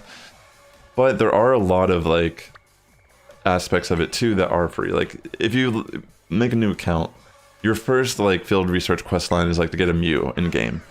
And if you don't have Mew, that's a real Mew that you can get. It's not the shiny one. You had to do the Kanto tour or whatever, pay for the ticket for that one. But you get what I'm saying is like, I think they did like a free shiny Celebi during that jungle movie with Zarude, if I remember correctly. It's hard to remember off the top of my head, but I do feel like they gave out a free shiny Celebi. Unless I paid for it, I don't really remember, to be honest, but yeah, I've slept on shipping pallet on night shift. Wait, shipping pallet? Oh, you slept on a shipping pallet? Oh. Wow. Doesn't seem like that comfortable, unless it's like a nice pallet, because usually there's like a lot of like hangnails and like wood, splinters and such. You don't have Mew. Yeah, see, like, yo, Adakalice, I really appreciate 36 months, yo. Thank you. See, like stuff like Mew, I actually have a Haley's Mew from the Wii Pokemon Ranch game. There was like this like simulator like storage game on the Wii that if you had Pokemon, I think you had to put in a certain amount of Pokemon from your DS into it, but you got gifted a Mew, and like the OT on it is Haley, which is like the name of the girl who's like the farmer of the simulator. I have a legitimate Mew through that. I have a Mew from the Let's Go ball, the Pokeball, whatever that you get from that. And then there's another one. I think it's actually from Shining or from Brilliant Diamond. Like you can get Mew and Jirachi if you have. I think you can get Mew, Jirachi, and Shaman. Is it Shaman that you can get? I forget what games you have to have. I think it's Sword and Shield and Let's Go for those. Anyways, I'm getting a little distracted. So what we're gonna do here now is, I think I'm just gonna do like a full random ice hunt here. We're gonna recap real quick with today's stream just so far. We did end up finding another Malcombi. So we have 6 altogether for our Wonder Trade stream down the line. We did find a Jumpluff. We found our Vivillon, Icy Snow. We tried to evolve our Scatterbug. It did turn into the jungle form, but I saw for set, so I didn't waste it evolving. So we're just gonna keep it as a Scatterbug. But Yeah, I'm taking a break from Vivillon. Yeah, it's called the Child. That's my competitive Jigglypuff. It is very, it's supposed to be disturbing. In battle, like, whenever I use Protect, it's like the child protected itself. And it's just, like, inspirational, you know? Like, it's nice to know that, like, the kids can fend for themselves. At least this Jigglypuff can. It is meant to just be kind of disturbing. Like, I feel like I should just give it a new name, because even I sometimes look at it and I get a little creeped out, and I'm the one that named it. You know, and I know that, like, my intentions are as pure as you can be. Calling a psychopathic Jigglypuff the Child.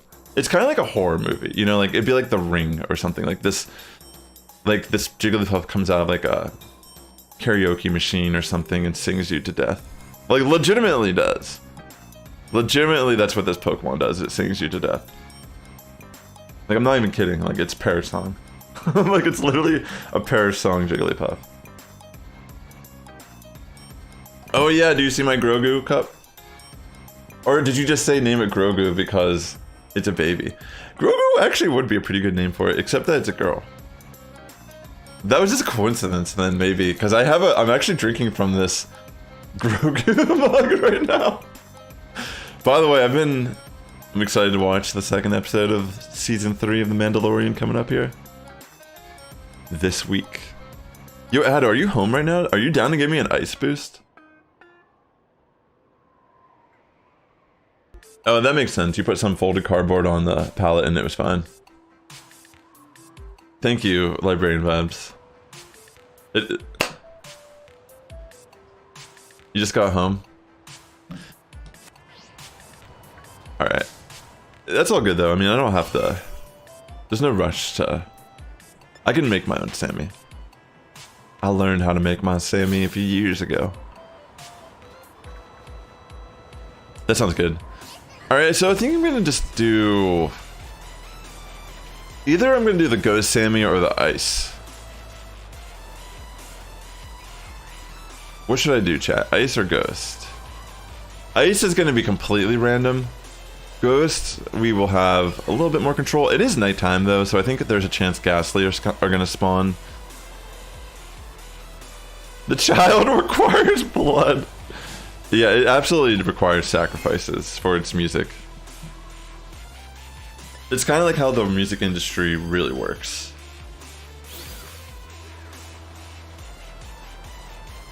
Alright. The name of my team that it's on is called Pop. It's actually called Pop Band.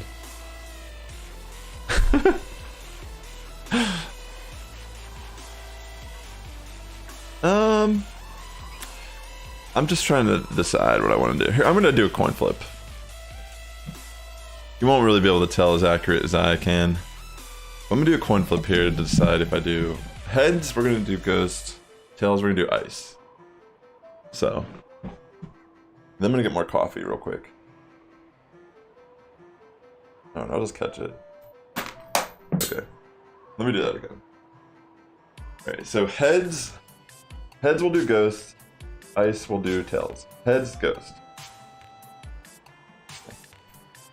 Oh my god. Let me catch it. Heads, Ghost, Ice, Tails. Alright, there it is, Heads. So we're doing Ghost. Can you tell that's Heads?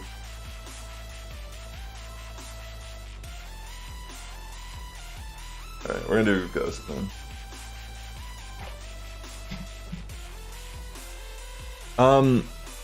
Honestly, what region are you from? Because my pattern is, I'm in California, so my pattern is the High Plains. Like, if you need the High Plains, I could add you, but mine's so common, I feel like. But I'm also from the States, like most of my friends are, most of the people on my list, I'd say like 60% of them are from the US, potentially. So maybe, you know, that's just like a personal issue. But if that's one you need, like, I could add you. I just have to delete someone. If there's anyone in the chat that like wants to, who has Pokemon Go and you guys want to share friend codes, like help each other out a little bit, that'd be cool. You know, that's totally chill. But or I could actually technically I could add you on my cat's account. Like, my cat could add you. So, I don't know what her code is off the top of my head. Are you by chance there, Librarian Vibes? Because if you're there, do you mind posting the cat's friend code in the chat? Because she has so much space. You're at Illinois. Oh, so you're probably... I think that's High Plains also. I don't think that's modern. I think only the East Coast is modern.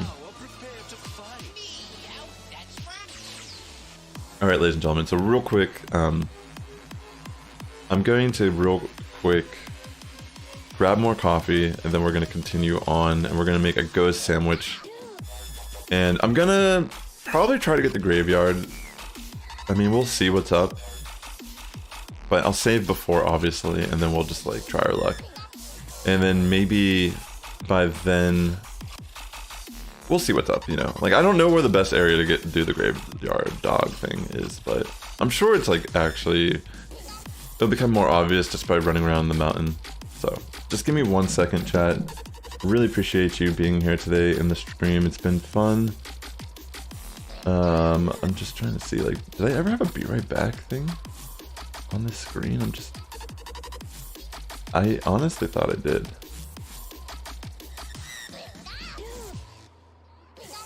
You have modern. Alright, well, I don't know if Librarian Vibe is listening, but if you could post the cat's friend code, or if you post your friend code, I'll like make a list. And I'll add them all whenever the iPad comes back later today, when my girlfriend gets back from work. But yeah, real quick, I'll be right back. I'm gonna top off my coffee, and then we're gonna hunt ghost Pokemon.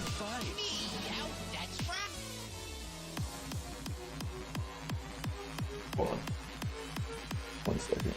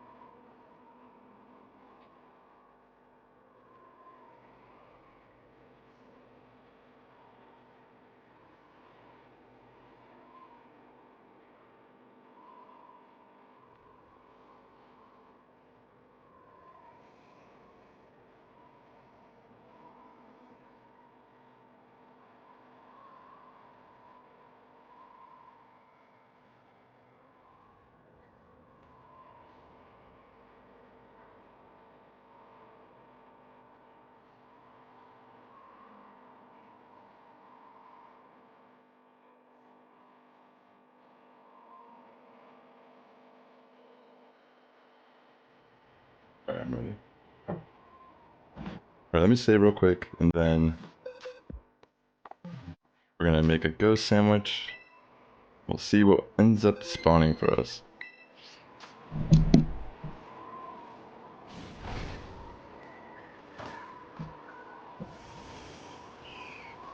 I have like, what, 14, 15 minutes left on my incense in Pokemon Go. Oh, okay. Sounds good, Librarian Vibes.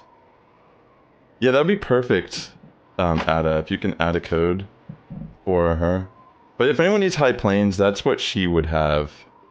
And that'd be the easiest way to add people for giving you that gift. And also, if we ever do raids on stream, like occasionally there are raids that like, you know, like I'm not into really spending money in this game these days, but I do like, oh, like I have like accumulated coins just from doing gems. So I could like, for example, even today, like I could use like 5. But it's not like something that we can do every stream, because it does take time to get coins by grinding. And I don't go out every day to like do stuff like that. A lot of times it's just like if we're out and about and there's like a gym that has space, we'll just throw Pokemon in it. Or if, you know, hold on, let me just make sure I save real quick. I know I already did, but you know, maybe if we're at a restaurant and we're just sitting there for a while, we'll take the gym. Like I'll like offer, like I'll like force my girlfriend to fight with me or something. Oh yeah, I guess Froslass. Snorunt, Froslass. Yeah, we'll see what's up.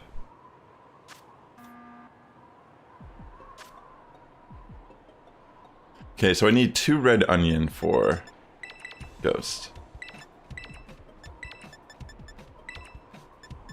Then I'll do... I'm running pretty low. I'll do 2 bitter.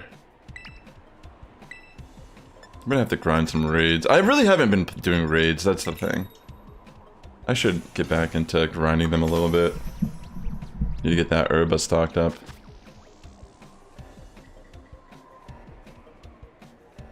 Sounds good. Here, add this code. That's our cat's account. We don't always log on to it or use it, but I can definitely send you High Plains Vivillon gifts from that account. And it'd be like, if we ever do raid streams, like I said, we can host from 3 accounts, technically. But yeah, it's like far and few between we do stuff like that these days. It's usually just like, say on Wednesday I'm streaming, which I normally do stream on Wednesdays. That's raid hour at some point, but I'd have to be going, it'd be a long stream if that was the case. Like if I was still live whenever there was like raid hour here. Because I usually go live around like 1 p.m. But you know, there's some days where I'm just like here for like 6 to 8 hours, like legitimately like long ass streams. Just get in the zone, you know?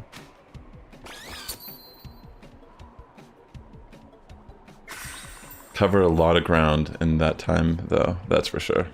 Yo, what's up, Llama Man? Welcome back. Anyone who wants to add that code in Pokemon Go, you can get High Plains Vivillon gifts from us. Alright, so we're currently going to be hunting ghosts. We'll see what's up.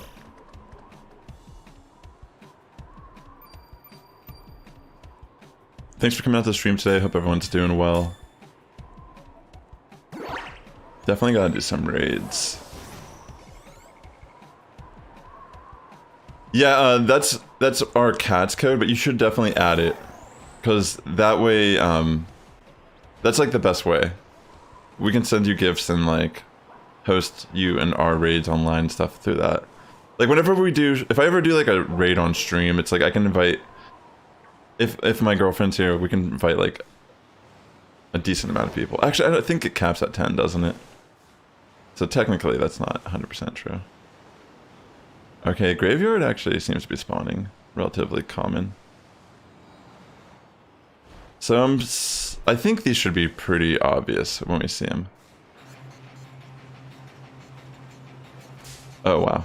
Actually that was like, that snuck up on me. Technically we can't false swipe this Pokemon down. I should make something like that, like a little jump scare. Or maybe people would not appreciate that. I'm not entirely sure. Finding the dog would be pretty sick. It does have, I mean, it is a physical attacker, the way I would build it on a team, and it does get Sand Rush. So it partners really well with something like Tyranitar. Oh, there's a Bronzong outbreak here.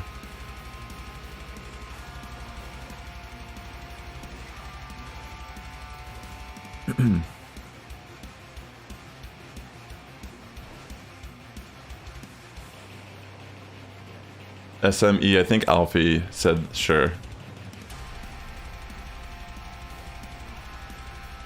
Alright, let me just go back up. Honestly, Haunter's gonna be kind of hard to tell, right? It has a blue tongue, I think. Like, it's slightly different shade, but it's mainly the tongue, I think, is a different color.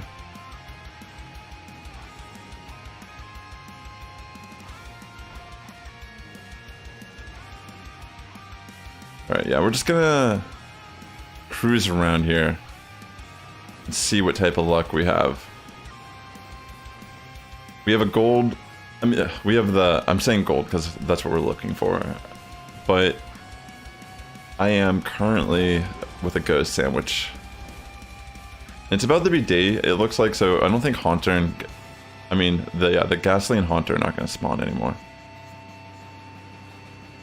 So that's good.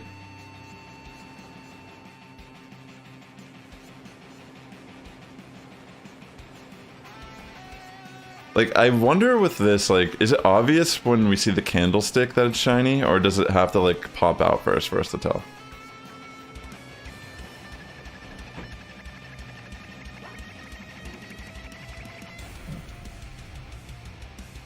Rubbish.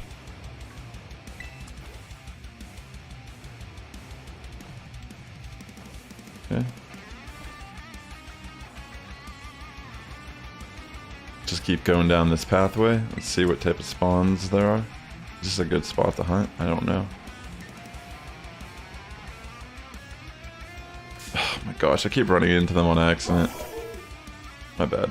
Let me catch this Trubbish.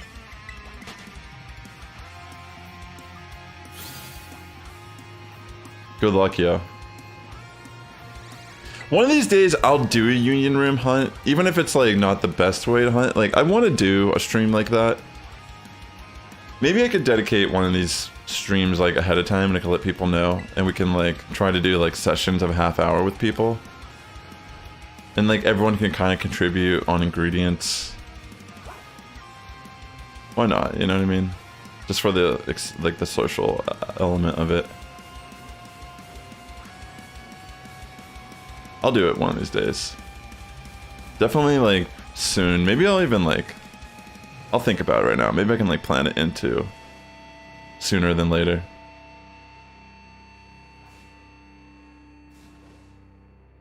Okay, let's see.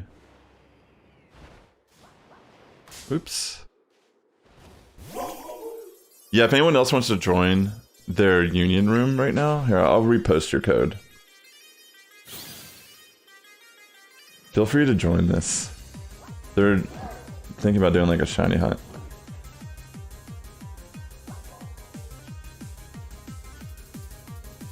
Okay. Could be fun. Alright, I'm gonna change my buddy in Pokemon Go. Froslass could be cool too. I mean, we're not really... It'd be more rare to find the Froslass, I'd assume, just because it doesn't spawn as frequently.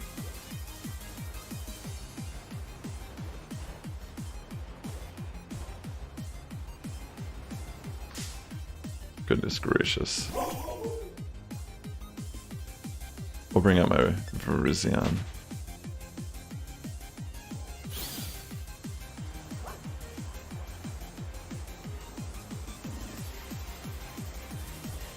I'm like, it's interesting because the candlestick is so tiny, like if I just move my eye off the screen briefly, it's kind of hard. I'm gonna show you my cat. Boo boo. Come here, girl. Say hello, boo boo. She's a good girl.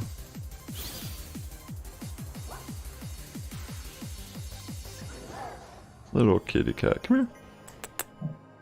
Come here, boo boo. You're a good girl. Say hi to everyone, boo boo. You're a sweet girl. Alright, just wanted to get this buddy situation all done. That's my cat. She's a sweet She's the sweetest cat ever.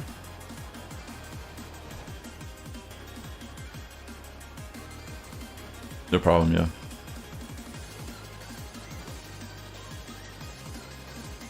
Alright, so we're just kind of like unsure what will happen. Obviously we could get lucky and just get a shiny. But we don't know what shiny will appear. But our choices are rather limited. Is there a better place for Snorunt spawn in this mountain? Does anyone know any? Because like I could try to like go there.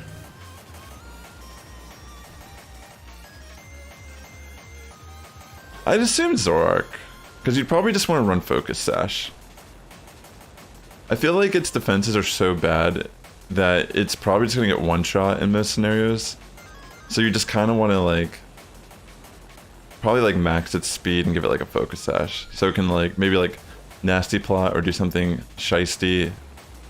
Maybe take something down.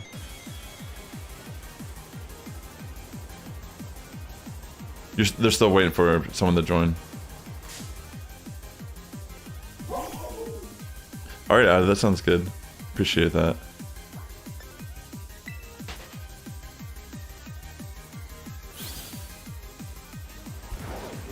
Yeah, I think like Zoroark definitely already plays kind of like a very niche. It's one of those things that's extremely gimmicky, but you can successfully pull off stuff, but I don't think its stats is really like warrant an Evilite. It's not really going to be able to take advantage of it as much. I think you'll still get one shot with Zora, pretty much.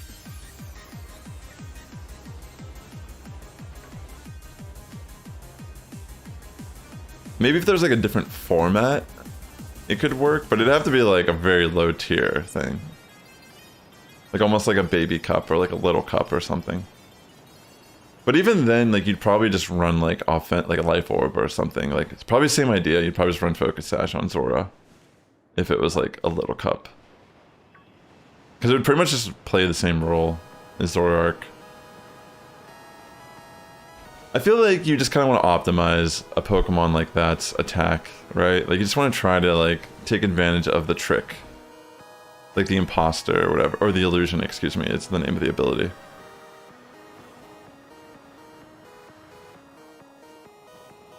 I think there was actually like a Zoroark team, like not the Hisuian one because it's not legal yet. But I did see there was an actual Zoroark team that someone was running on the ladder that was like, I think it hit rank 1 or it was like top 100 or something. That's pretty insane, to be honest. Like someone actually was using Zoroark and it was like doing good.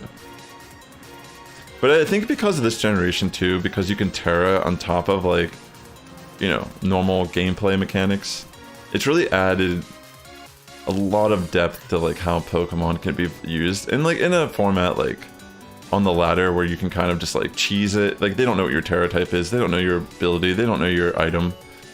So there's a lot of guessing involved still when you play on the ladder. You can kind of like just go crazy cheesy with it. And yeah, what I'm trying to get at here is that like for the most part,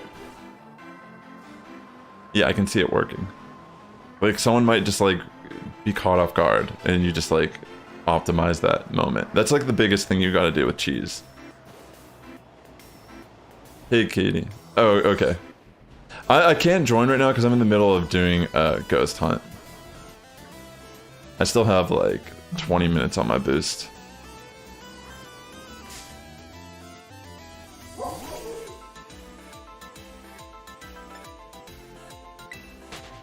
You saw a showdown with Zoroark that looked like a Machamp?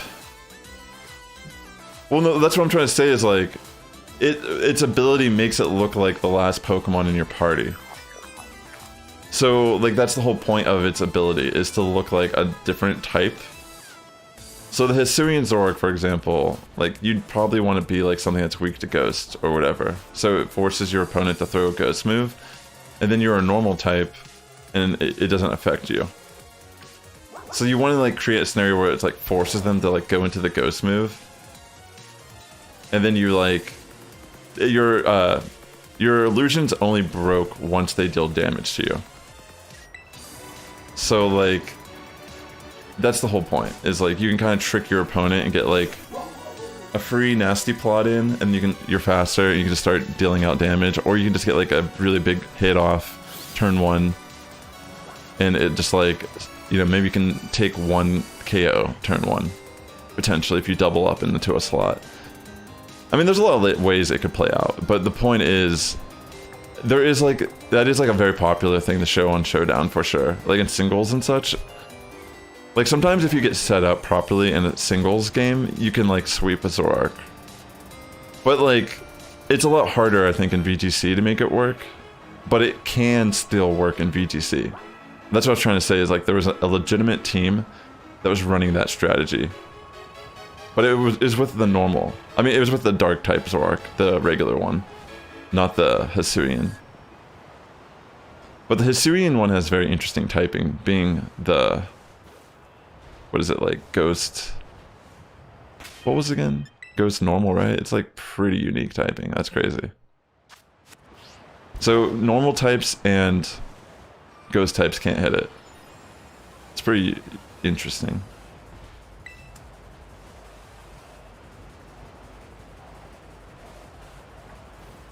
But yeah, anyways, my incense is done in Pokemon Go, so I'm gonna actually switch over to my other screen.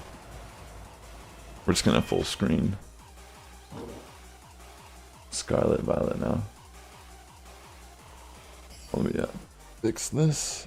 It's on my laundry. Gotta put that away. Hey. Alright, cool. Oh my gosh, are you all just spinning? It never stops, yo. This is the hype song.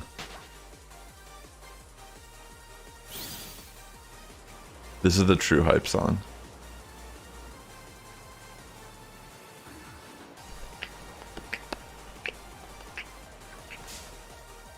Wow, this is a nightmare. I keep running into every little spawn that comes my way. Can I change this late into the game? What? How did that count as a... Okay, you know what? That was definitely like just bad hitbox. That wasn't just me. I'm gonna pay attention 100% now. I turned off Pokemon Go. I'm sick of running into these random spawns that are not shinies. You're not a shiny. Wait, actually? I don't think you are, but... Oh, wait! Wait, there's a spirit tomb that spawns over here. Does it keep spawning? If I come back? Or maybe if I picnic there, would it like keep spawning a spirit tomb? Or is that like a stationary spawn where I have to kind of like save before it spawns in, and then I have to like day skip or whatever? I don't remember how, I don't know how you hunt it in this game, to be honest.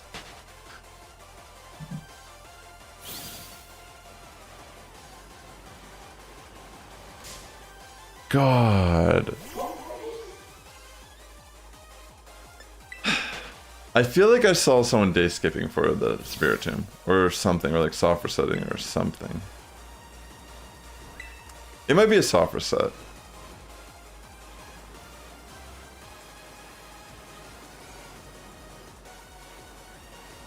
I don't really know. Thanks for coming out to the stream today, ladies and gentlemen. Hope you're all having a great day. It's the beginning of another week here. Just trying my luck. I'm gonna go back up here and see.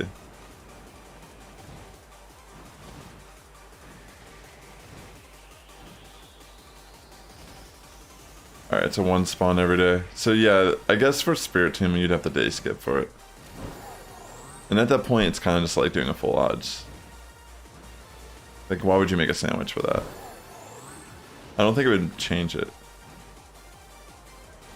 Right? Like, I don't think the sandwich would affect it.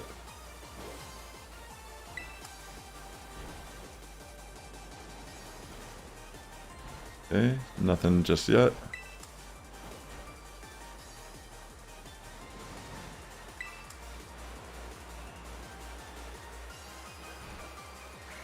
Yo, what's up, Mark? Welcome back, yo.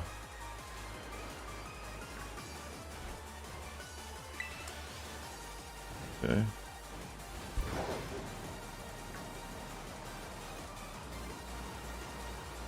Let's see. Oh my gosh, how is that an encounter? A little ridiculous. This is the hype song. There's probably better ways to do this hunt. Alright, let's just go this way. So we have a ghost sandwich active currently. It looks like majority of the spawns we've been seeing are Froslass and Graveyard, which we don't have either of them in the game currently. Feels like Graveyard's the more likely spawn in. But who knows?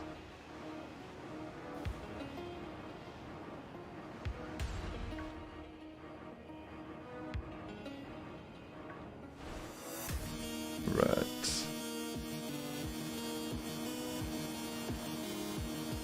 Let's see.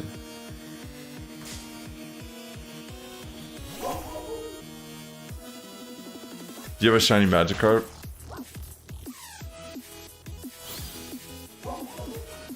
Alright, so... just gonna keep running around, right?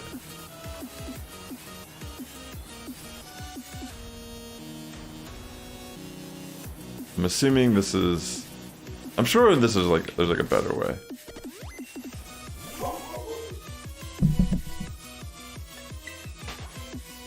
Come on. Anything. I actually can't see some of these before it's too late. I didn't think it would be so annoying to hunt this, but I'm gonna try it. What? How did that count? Yo, that's awesome, Mark. Congratulations on all your catches. Yeah, that was insane.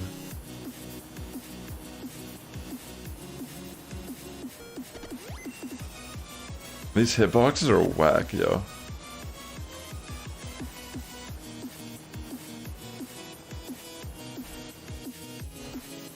Come on, please.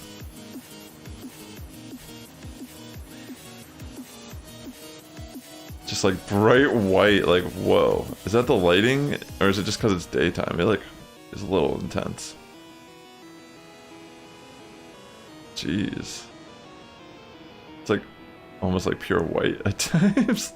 It's a little intense on my eyes.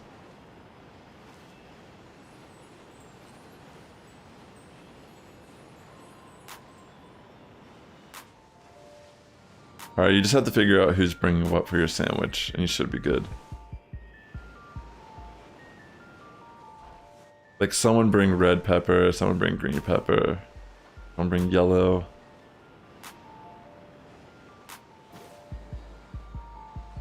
To Herba Mystica.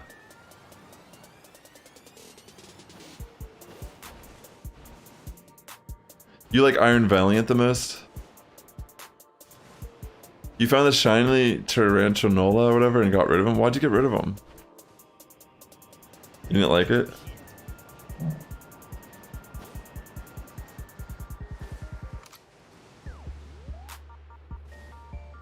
Dang, I don't know what to do.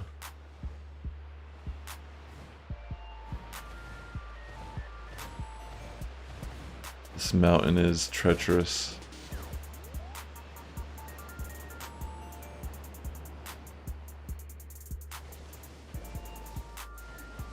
All you have is basil and hot sauce. That's not good.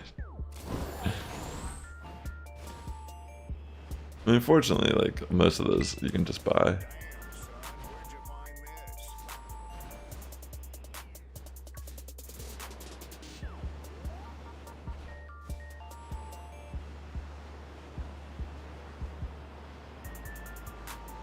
Oh, I see. Where you were hunting for the cadet or whatever. Char cadet.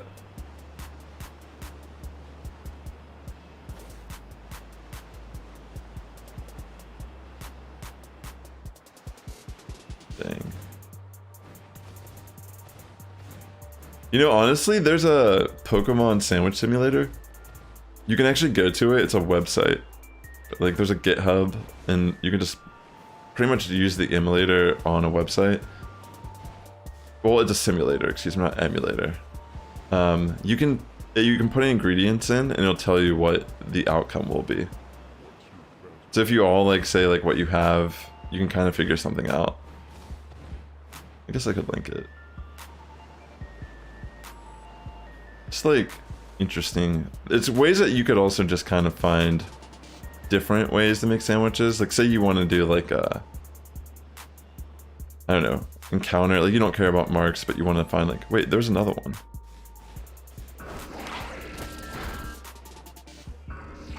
Huh. That was like one a day.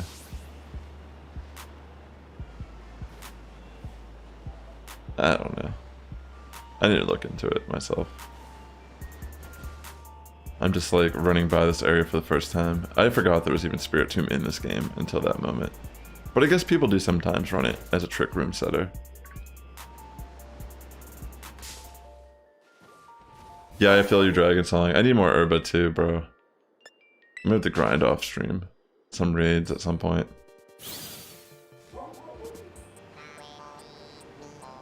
Yo, what's up, Chimchar? How are you, man?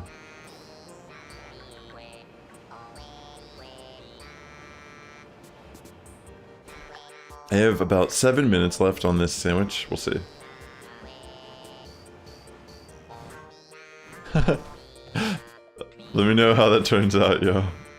If you want, I can link the simulator. I probably should, regardless.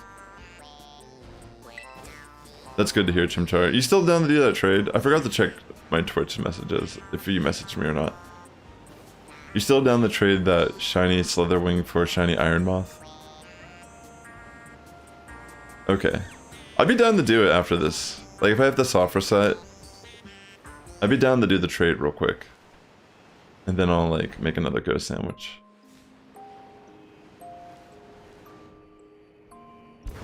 Yeah, no luck so far finding any shiny. You made a 1-star sandwich? Oh no. What was the outcome though?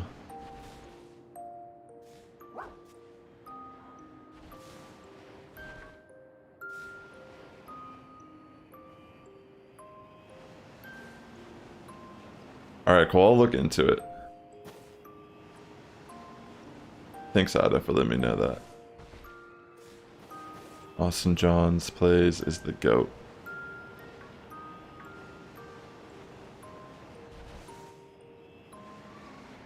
Yeah, it doesn't like, I saw that Purple Cliff made a video recently where he was actually trying to make some of these sandwiches.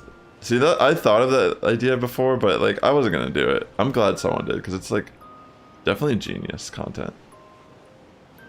But yeah, it's like mostly sandwiches just don't sound good. But the things they do to us, you know, it's like a acquired taste. It's like when you drink beer or coffee for the first time, you might not necessarily like it. But when you realize what it does to you, you're like, oh. You start to associate the bad taste with shiny Pokemon, and you're just addicted to the Herba Mystica sandwich. You know, it's life just isn't the same anymore. You're just not gonna shiny hunt without that Herba Mystica in your stomach. I think it's interesting too that it's like you're the one that eats it. Like we eat it, and somehow it changes the environment around us. It's crazy. It's wild.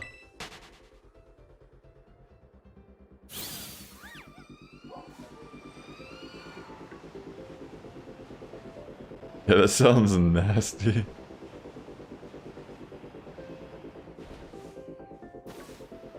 Alright, so far, no luck. This Pokemon is gold, so shouldn't have any trouble identifying it the minute we see it. Froslass is a little different. I mean, I feel like I'm not like 100% focusing on Froslass, but I feel like I would notice if the color change and its like scarf and stuff occurred. That's the main difference, though, if I remember correctly, with Froslass. Oh, wow. Wait, there's packs of them. Wait, how do I get more packs of these?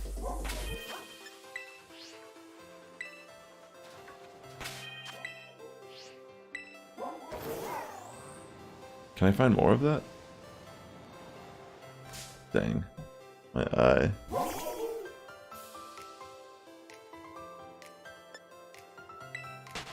You just want to use basil? Basil sandwich?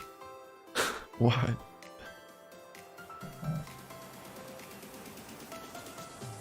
Just make a basil sandwich. Make a parsley sandwich or something. You know, that's what it's like. Seems like crazy just to eat basil alone.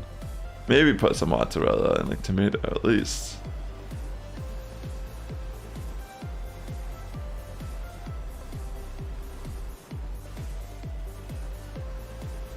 Alright, so yeah, honestly, how much time do we have left here? Like 2.5 minutes. Yeah, Chimchar, regardless of what happens in about a couple minutes, I'm down to do that trade. My buddy last night actually traded me Brute Bonnet shiny for one of my Iron Hand shinies I had. So I'm getting close to getting most of the Paradox shinies that I need.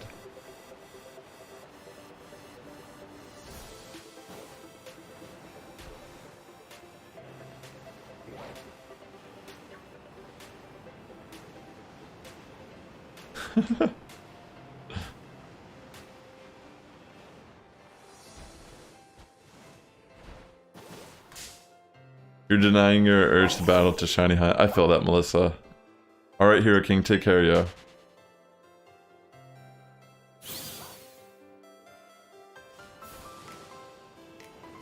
Dang, I keep running into these.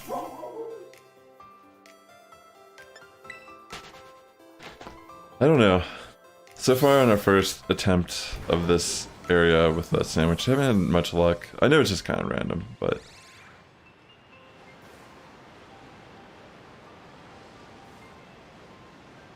I wonder if we're like even doing the best, like... I mean, I'm sure we're not doing it the most optimal to spawn in stuff. I'm just trying to get a feel for like this area.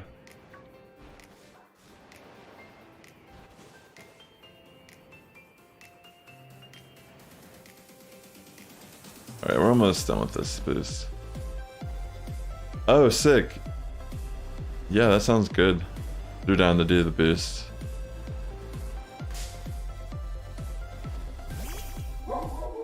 Word.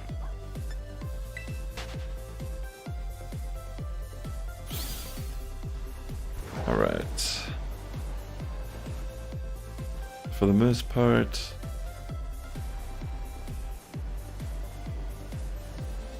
I definitely need to practice more for the tournament later this month. I've been trying to put more practice. I've been doing scrims. So I'm competing in Charlotte for VGC. And I'm running a really spicy team, to be honest. Like I'm still like I'm leaning towards it. Like I don't know if I will or not, but like it's looking like I might, because it's like the main thing I feel comfortable running. But it has absolutely zero Paradox Pokemon on the team. Which, you know. Alright, I think my boost is over. Alright, I'm gonna soft reset real quick. Okay, we didn't get a shiny during that, but we're gonna do another ghost hunt. So, real quick, Chimchar, the code will be 44204420, and we'll trade the Iron Moth for the Slitherwing. Excuse me.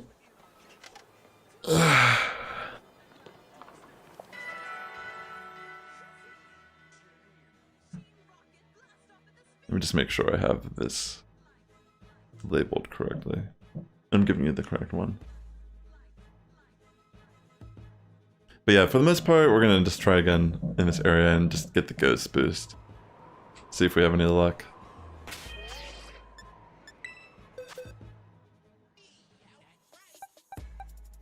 Yeah, actually, send it to me on Discord. Yeah, just send it to me on Discord. Thank you.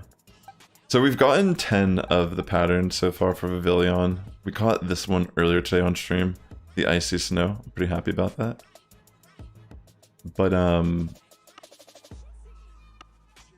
yeah, here it is, I think. This is the one I'm giving you.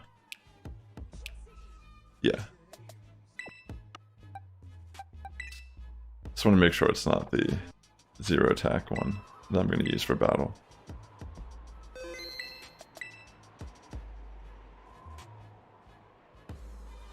You're hunting down SQ because you want to name your SQ skills because of a conversation you had earlier today.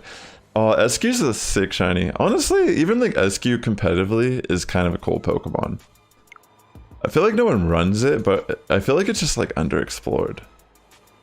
Because it's just like, when it goes to its other form, like I feel like there's like some team where it works really good on like a snow team. And it's just like no one's running it. Alright, let me go into that Poke Portal real quick. So 4420, 4420. Chimchar.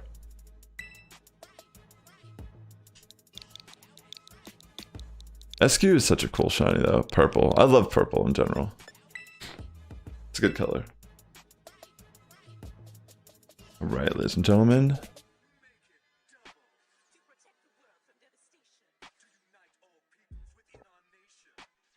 I'm looking to trade with Chimchar because he has a shiny Slitherwing and I have a extra shiny Moth. So, Iron Moth.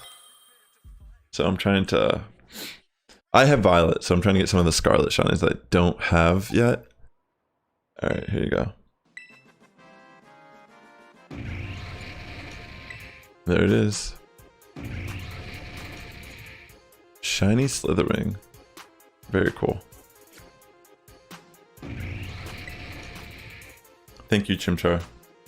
Yo, what is up, Sombra? Sombra, are you down to do some practice with me for VGC? Like, either today or tomorrow.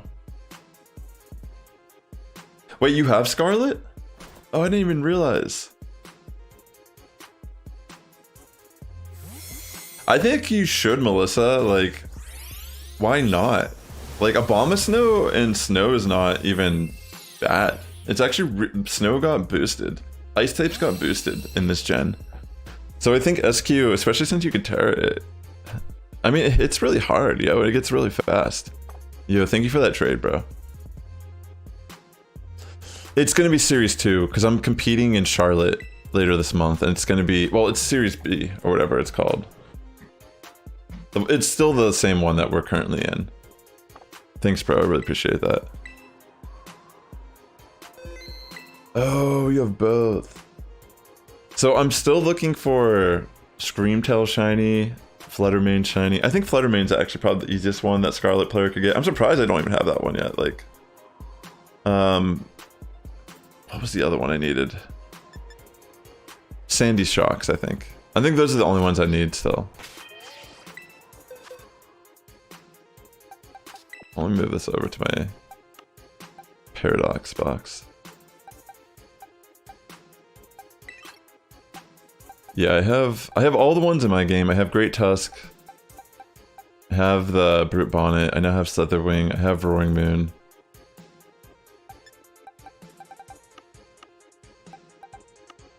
The only ones I actually have extra of right now are Iron Bundle and Iron Thorns.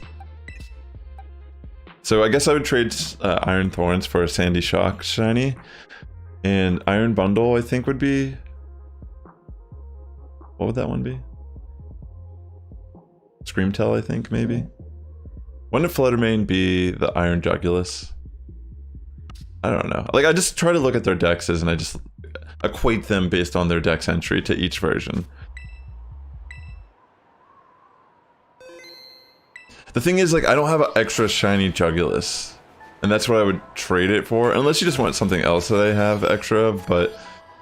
Yeah, I would hunt, like, a Jugulus for you. Well, let me log on to do the Union Room with Ada.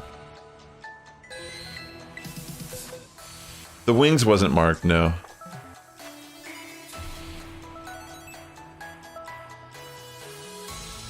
Alright, sorry, I just got like... It's like zoned out there for a second. Like, what am I doing? Yeah, let me hunt the Jugulus first, and then I'll reach out for about getting a Fluttermane. Like, ideally, if someone has a Fluttermane with low attack IV, or even no good attack IV, like, I'll even trade like 2 shinies for it. Because that would be like optimal for competitive play. Same deal with like, I mean, Screamtail, I guess it doesn't matter, because I think I'd run Play Rough on it. If I did run.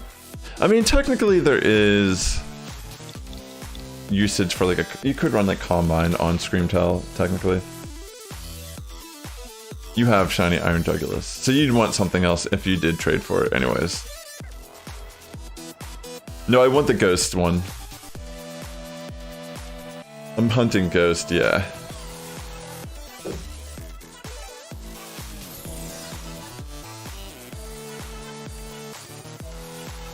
Alright, I appreciate this, by the way.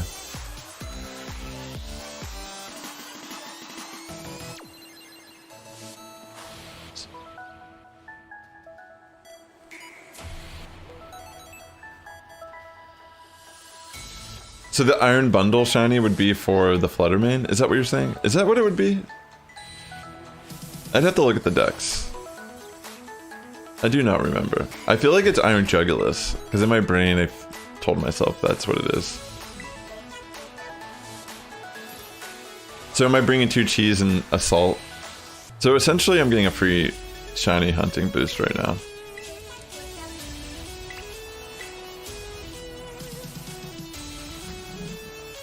You're a Violet player too. Yeah, I figured when you said you were hunting SQ, because that's like our version exclusive. You just want an Iron Bundle shiny. Oh, I see, I see.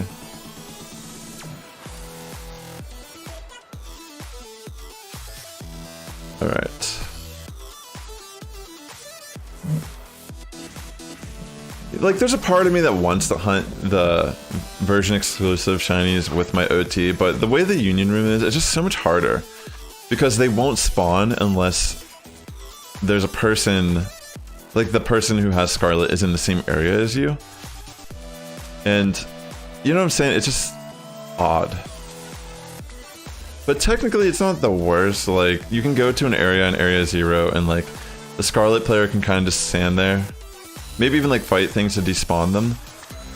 And then you can just sit there, like they can stand on top of a pillar and like on one of those like platforms, and you can just like run around and like keep knocking out or catching until a shiny spawns. But it's just not like the fastest way. But it's probably the only way you can get it with your OT. Alright. So this should be the Ghost Sandwich. Very interesting. Thank you, Ada. I appreciate it.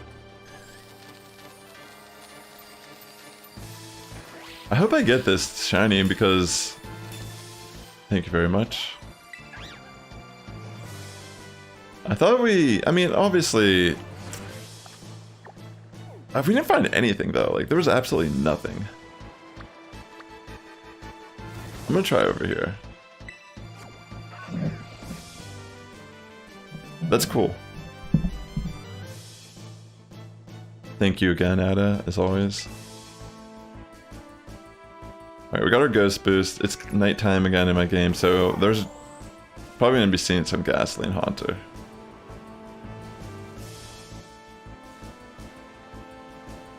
I'm gonna go up the side of the mountain.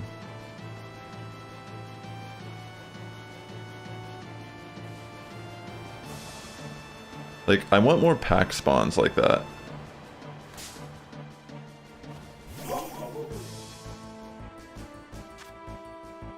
But yeah, what are the ingredients that you're using? Oh, you know what? Real quick. Here. I meant to do this earlier. I'm gonna grab that sandwich simulator. And I'm gonna link it in the chat. So if you're someone that like wants to maybe just mess around and make your own recipes, or you know, you want to verify what's up with the one you're currently doing. Let me link it here in the chat.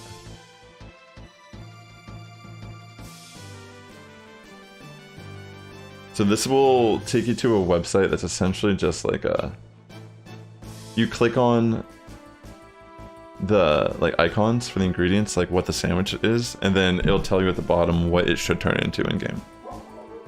So just input what you're currently doing and you can like adjust it. Oh, okay, thank you. I appreciate that, Ada.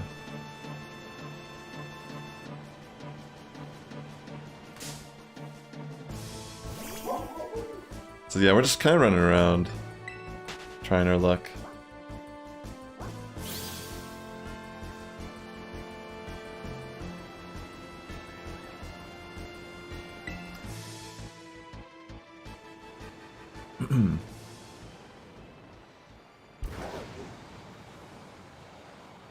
Okay.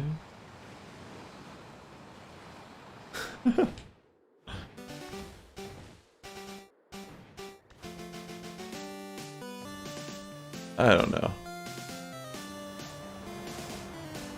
I feel like I should just like cover less ground and go in a circle or something. We're getting like a snowstorm though. It's pretty intense.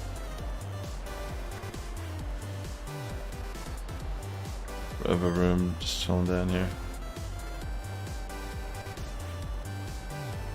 Not really getting spawns. Oh, whoa, whoa, I don't want to go down there. No, no, no. No!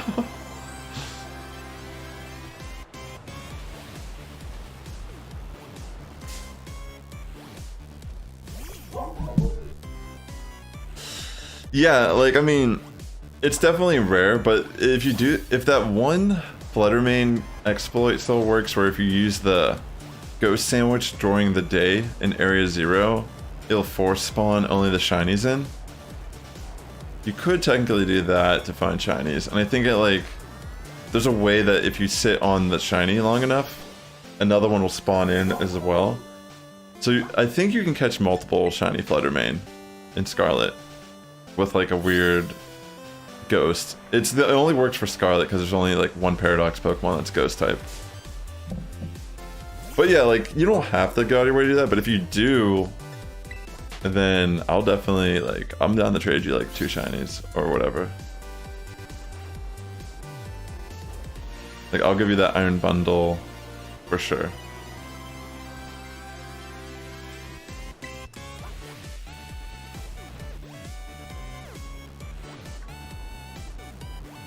But yeah, it's like it's also one of those things where like you don't need to like go out of your way to do it. But like if you did, I would totally use it. Like decent's not like again like I would take that Pokemon and I would input its stats into an IV calculator. Is this a shiny? No. It's just because of the lighting. I would put it into an IV calculator. Like you can pretty much put it into one and it'll tell you like what its IVs are, or like a range of what its IVs potentially are. Like the higher the level the Pokemon, the easier it is to tell what its exact IVs are. So like if it has I'm pretty sure if it has like 0, if it has like 1, 2, or 3 attack, it's pretty much the same as having 0 attack IVs. I'd have to look at Fluttermane. I actually don't know off the top of my head its like breakpoint. But like the decent one could still technically be like good enough. Oh, you need a spicy one. Yo, Ad is the goat. Yo, look, there's like shooting stars going off up in the sky. Wow.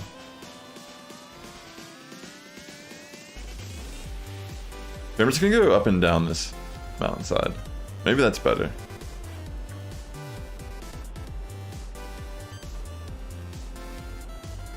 Instead of going like all crazy. How are those encounters? I'm not even near that.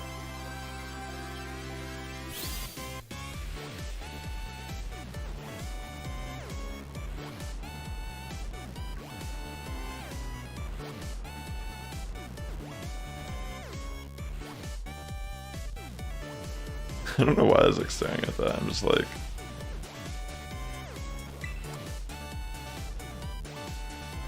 I guess the good thing about getting the free boost, we don't have to worry about like software setting. We can kind of just like save, keep all of the items that we collect. Oh my gosh. I keep going for them because I keep thinking they're sparkly items.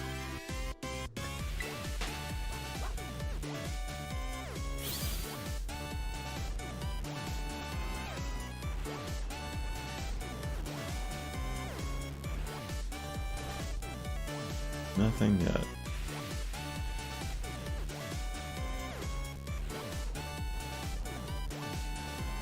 I feel like it'd be kind of obvious when we see it, right?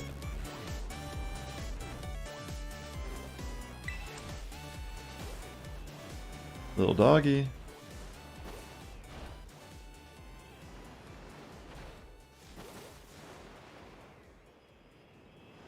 Also, like in regards to like attack IVs and such, I am looking for... I didn't spend time software setting for IVs on some of these ruined Pokemon. I don't know. I might as well. To be honest, I almost feel like Series 3 or C is going to be toxic. Like,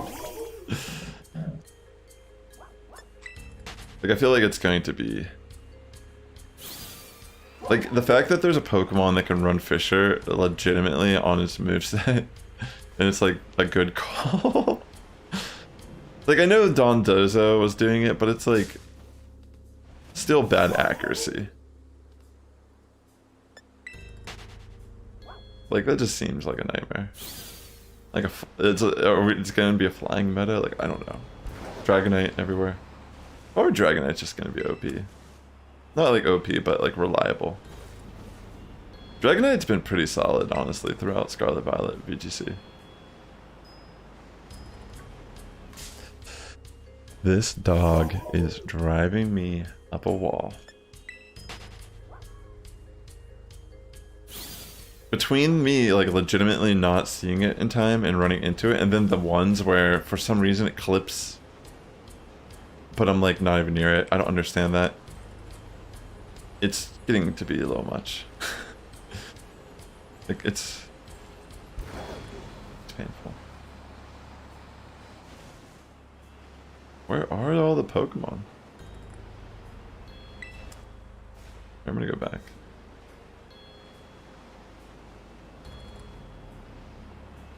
What move?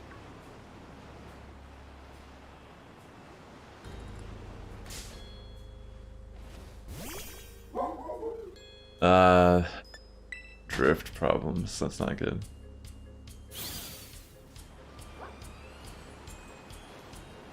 Alright, so far we're no luck with our Ghost Boost, but be patient, Rob. It's all good. These dogs. God dog it. God, wait. God dog it? Wait, what? What's that phrase that people say? God dog nag it? Or something? I don't know.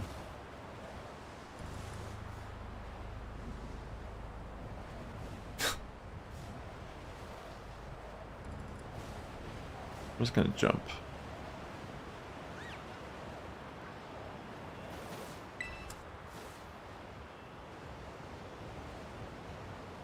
Come on. Oh, I see. Interesting. Dag, got it.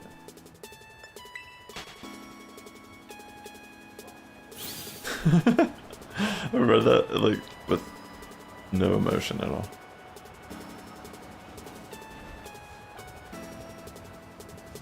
Should I like picnic for this?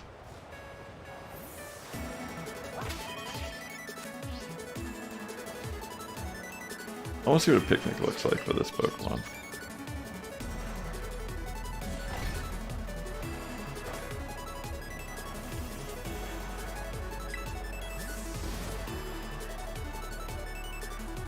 Alright. It can learn. Can it learn Fisher also? I didn't even realize.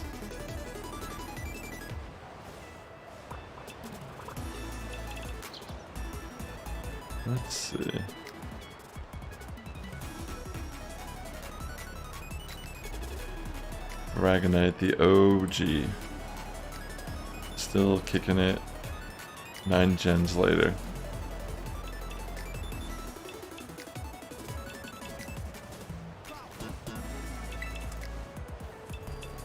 Thankfully.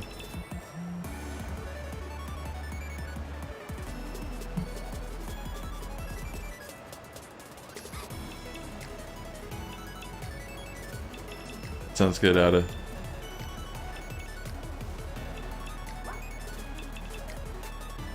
Wait, you got the shiny SQ already? No way. That's so crazy. That's amazing. Congratulations on your shiny. Are you gonna hunt for another one, or are you just like thinking about running around the map? That's super awesome. That's how you do it. One and done. So it's raining and then it snows. What a change. You got 3 when you had an outbreak? Oh wow. I'm surprised I've not seen anyone run SQ at all. Like there wasn't like... I've not seen anyone running a team with it. Oh yeah, it's Skittles. Skittles is now in your possession. That's awesome. That was your goal, and it became a reality. Goodness gracious, these dogs. Goodness.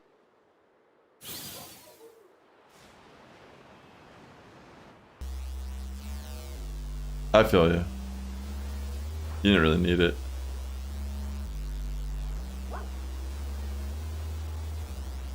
Wasn't that important to you.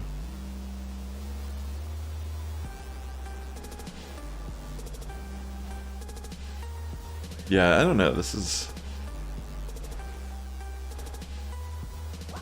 one dog. One spot. Okay.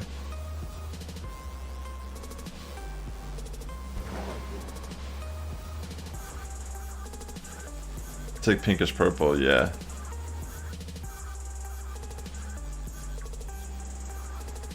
Alfie's asking if anyone wants to battle.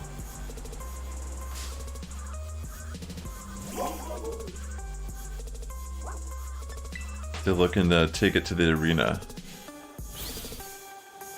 Anyone wants a throwdown.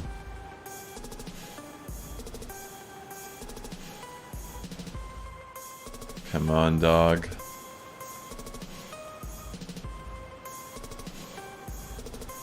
I feel like this is not like obviously we were probably just gonna be like, it's gonna be a matter of just getting lucky with the RNG. But I feel like this type of hunt typically shouldn't last more than like an hour or so, unless you just get like really unlucky.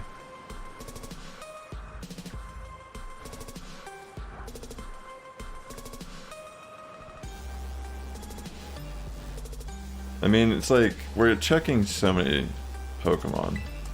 Maybe not like optimal speed, but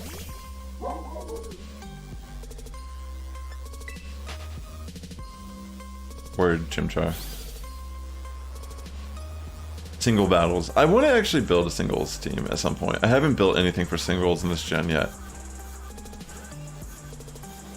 You know, I was thinking about this morning. I feel like I'd be very interested in hosting like a... Like, would anyone here be interested in like a tournament? Like, I don't know. Like, whether it be like in VGC or singles, like maybe like a fun community tournament. I don't know.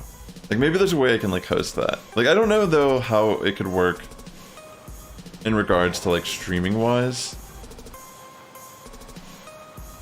Like that'd be kind of hard.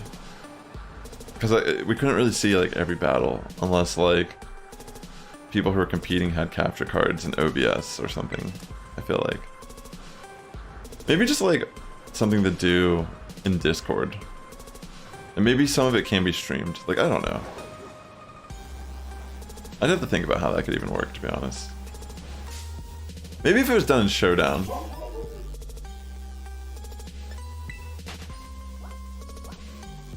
I don't know. Maybe I should flesh this idea out more before talking about it. Because it just hit me like right now, like how would I host it? Like the showcase like multiple perspectives. And it would only work if people could share their screens, which is like not accessible to everyone. Because it's not like an in-person tournament where like everyone's local and you can just kind of like plug into the monitor or whatever. I'll think about how it could work. If anything, it might just be something that's done like in Discord.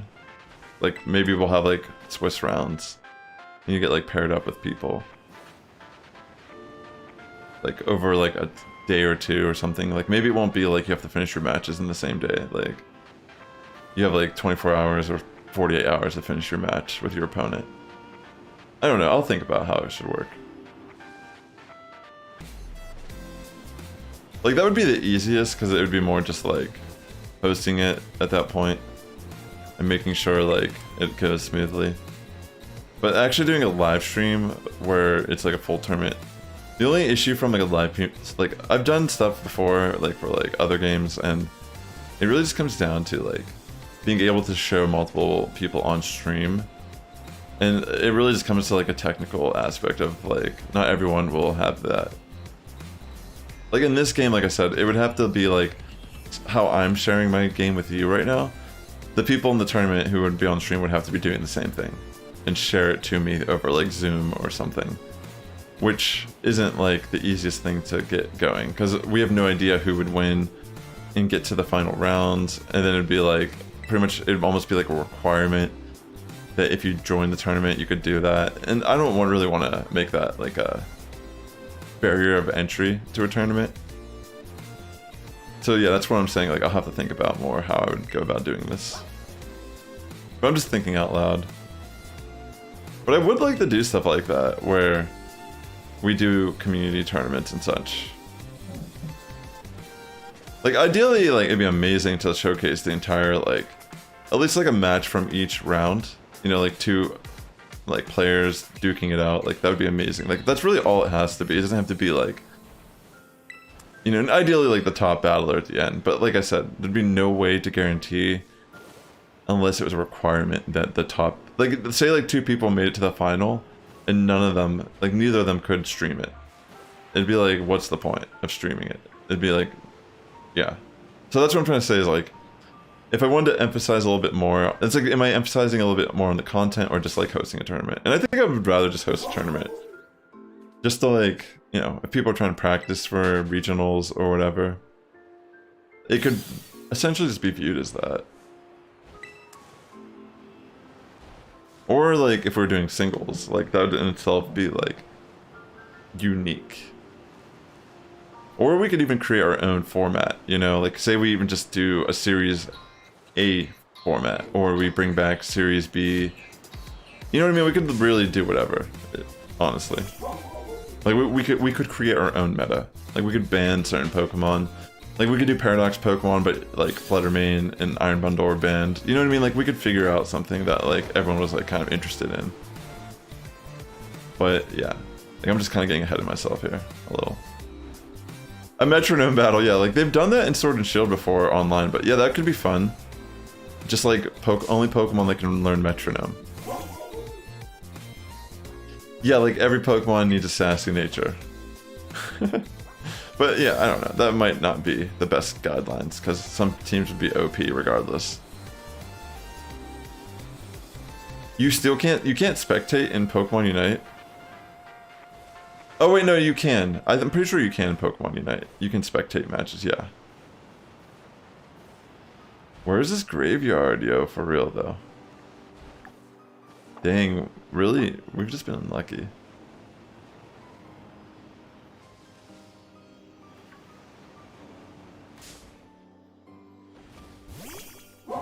But yeah, for the most part, like if we did it in Pokemon Showdown, which honestly is super accessible, and maybe even like could bring in more people.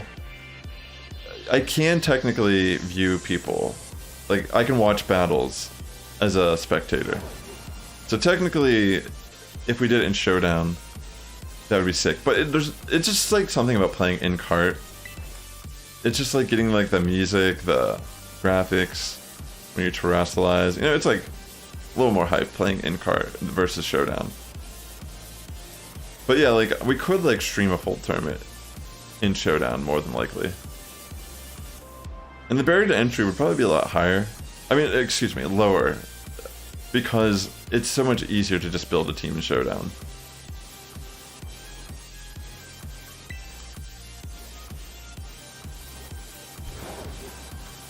Sounds good, Alfie.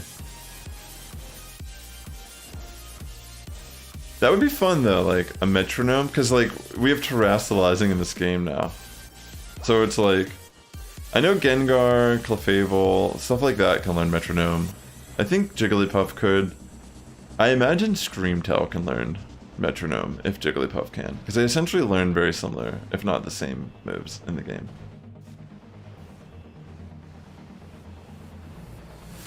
So I think that could be very interesting.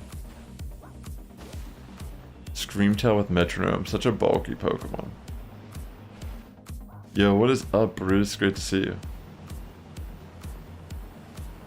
How's it going today?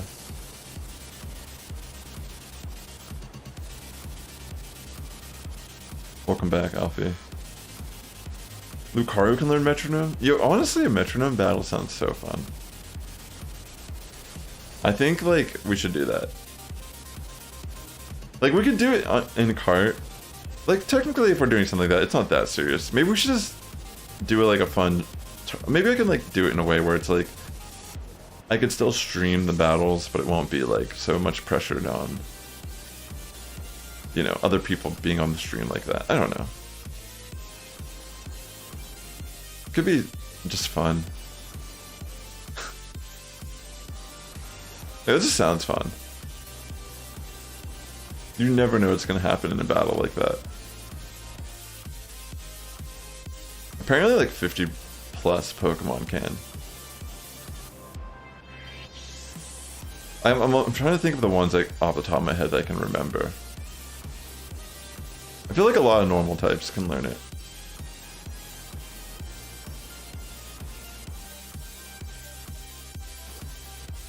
I'm looking for any ghost Pokemon up here. It could be, you know, Froslass, Graveyard. Doesn't particularly matter. But yeah, right now we're not really having much luck. We started off with the Vivillon. We got it already. So yeah, I don't have really anything much on this mountain regarding like ice types, but we're doing a ghost boost at the moment. Still no luck though. This is my about like 54 minutes into this hunt and I have not had much luck. I have not found any shinies actually. But you know, sometimes it's how probability works. Yeah, at the moment I am probably just gonna try to get like one shiny and probably not gonna stay and just keep grinding ghost in this area. Try to like keep it fresh for myself.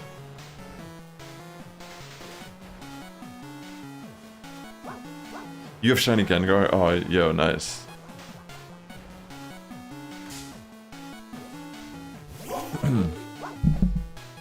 Alright.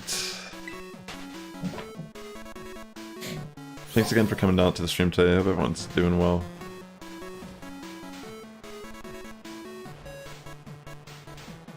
Just gotta pay attention for Froslass, but I mean the Graveyard I feel like should not have issues identifying the shiny.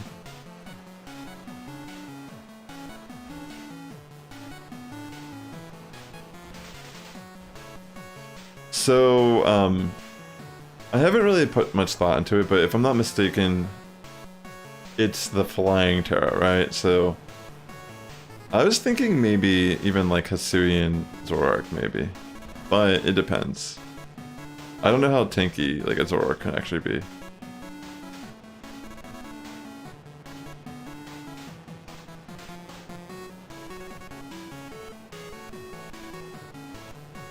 It kind of depends on what moves it gets to, but it could have Sucker Punch, but I think that wouldn't be like...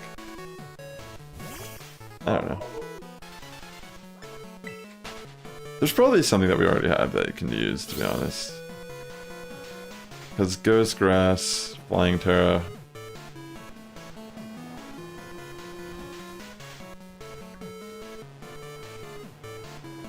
I wonder if they're going to go through all the starters with the Mightiest Mark. It seems like that's going to be a theme, right? They're going to go through probably like every gen, every starter.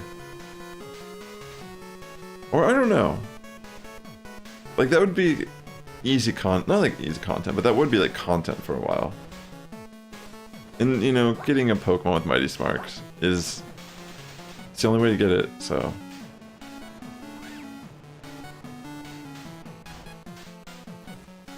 Such a shame indeed. It's a shame indeed, that's the only way we can get it.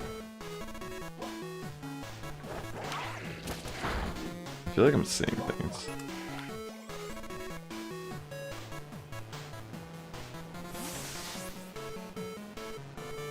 Yeah, but I'll give it a little bit more thought. I do plan on looking into it more. I always, like, I'm not gonna lie, I prefer to solo raids in this game, if I can, because it's just too much trouble going online. Like, the things people bring, I swear they don't even bring, like, level 100 Pokemon. And then also, even if they do bring, like, a Pokemon that looks good, it's like someone doesn't know how to EV train.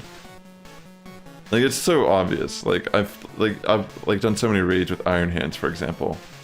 And there's sometimes, like, someone will come in with Iron Hands, like, oh yeah, that's a good pick. And then it gets, like, one shot, or, like, it just dies every single turn. And I'm like, bro, like, gotta EV train that stuff. It makes a huge difference, honestly. But yeah, I'll try to figure out a way we can solo Hisuian Decidueye. I might even host some raids and try to, like, think of a group strategy as well that I can implement on stream. I haven't really done any hosting streams like that, where I'm hosting raids, but I've done one recently for Iron Leaves, and that was a lot of fun.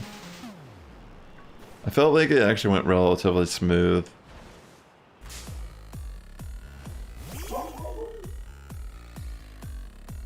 What is stronger, the child or Wigglytuff? So, the reason why, like, I don't think Wigglytuff can get Friend Guard, if I remember correctly. So, it's not, the main niche of the Jigglypuff, it's just like a support Pokemon on the team that I'm using it on. It's like a Perish Trap team. And the whole idea is, like, the Friend Guard boosts the defenses of its partner Pokemon, and then Fairy Normal is actually a pretty interesting typing in this current format, with, like, what's common. And also, it's pretty much just, like, it's very slow and weak. Like, it can get shut down relatively easy by taunt, but the whole point of it is just to kind of, like, Perish Song and protect. Maybe occasionally, like, disable a move, or go for Play Rough. It does have, like, one attacking move, but its attack is so bad that it's not really... You really only just do it just cause you want to do something on your turn. There's a chance that Play Rough can lower attack, though, so I mean, there are times where I've played and actually does do that on top of, like, just kind of killing a turn. But the thing about Wigglytuff, you can actually run competitive on it, which, you know, I don't think any of these Pokemon are actually that good. Like, again, Jigglypuff is, like, super niche. Like, I would not recommend, like, just running it necessarily. That's kind of like one of the reasons why I am running it, is because I feel like it's, like, borderline terrible. But, like, it definitely, it's like a skill ceiling. Like, I like the challenge of it, and I do feel like I could make it, like, I've been making it work on the team I'm running it on, but anyways, yeah, there's definitely, like, a skill ceiling. Smooth Carson. But yeah, with Wigglytuff, it has competitive, which is a ability that when it gets its like defenses or like any of its stats lowered, it actually gets a special attack boost. So what ends up happening? Okay, I had no luck on a shiny. Adder, are you down to give me another ghost boost? No luck here. So pretty much, like, say Arcanine comes in, and throws Intimidate down on the field. Whenever your attack gets lowered, your special attack will get risen by 2 stages. Say like a Iron Bundle goes for Icy Wind on your side of the field. You get hit with a speed drop, but now your special attack is risen by 2 stages. So they're both like extremely gimmicky. Like I wouldn't recommend necessarily, but like if you're gonna run Wigglytuff, you can actually just run it as like a special attacker with competitive.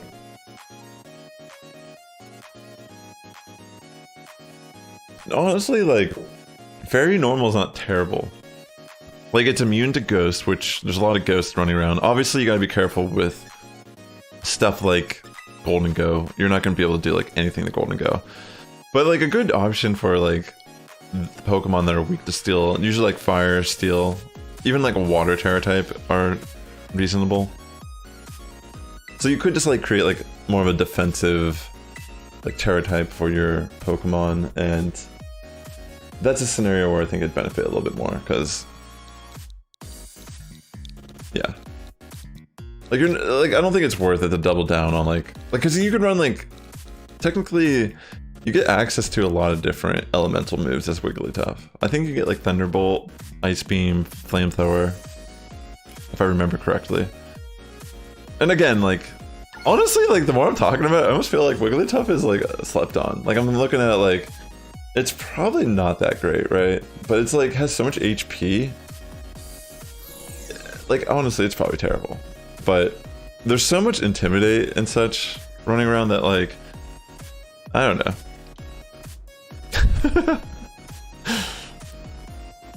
I love building around like ridiculous Pokemon though.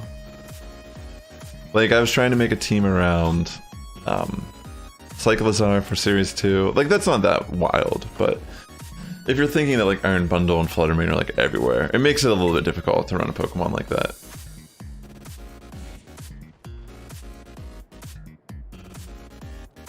I was gonna say Shiny Hunt, Jigglypuff, and Call Up the Child, so that when it used Play Rough, for example, the text of the child that used the child used Play Rough. Like technically, it already does say that. Sorry, I accidentally bowed out. My bad. My bad, Ada. Accidentally. I bounced. I actually could Shiny Hunt Jigglypuff and kind of put it on. Because it's originally I like bred it for 0 attack IV, or because I was thinking like maybe I'll like, I mean I don't know, just reduce damage on it. But I ended up putting Play Rough on it, so technically I have to like give it max attack. Sorry, 2 cheese and salt. Thank you, Ada. Appreciate it.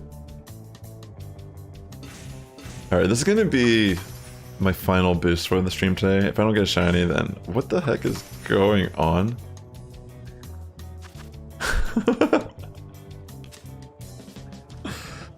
This game has the most unique visual glitches. Yeah, I'm gonna just do this sandwich boost and then I'm gonna end my stream. Hopefully I can get a shiny, because we've been shiny dry for the last hour. Wow. It's crazy because I almost feel like there's something to that area I was in. Because I would find like shinies non-stop, I feel like, even if they weren't like related to what I was hunting.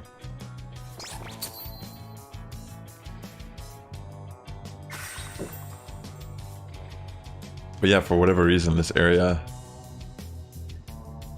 doesn't like me. Or if I did spawn one in it, but she was spawned in behind me.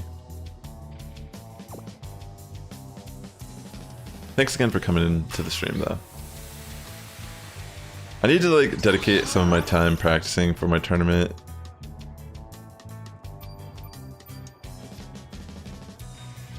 I'm definitely going to be going into this, like if I do go into this tournament running Spice, like, I don't know. I'm just going to like embrace it. I'm gonna just, if I do run Spice, I'm just going to try to play it as best as I possibly can.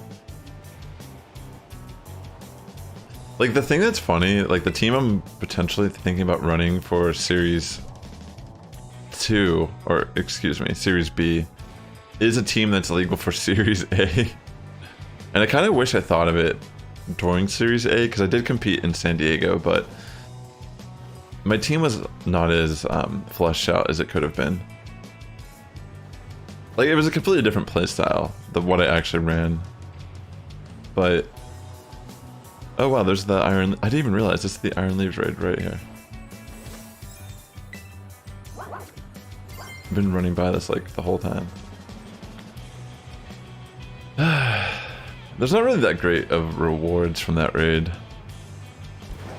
I would have like streamed more hosting, but I just felt like it wasn't even worth the trouble. Like I would have to keep constantly explaining like what to build and bring to the raid, and like,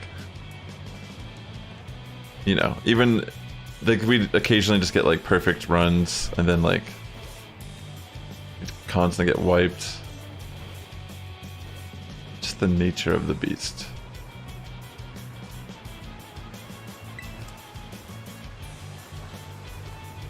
Alright, yeah, we're just kind of going for a final run. Hoping for the best.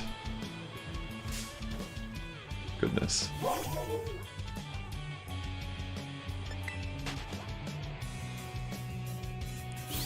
Alright, so for the most part, a lot of these shinies in this area do not have...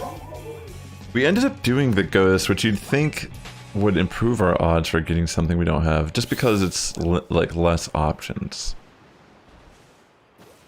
But yeah, nothing so far. We've been pretty... I don't want to say unlucky. I'd just say unlucky. I guess it's probably the best way to say it. I mean, it's essentially isolating the spawns. Alright, let me just run over here, why not? Like, I thought there'd be more packs. Is there a better place to hunt this dog, actually? Now that I think about it.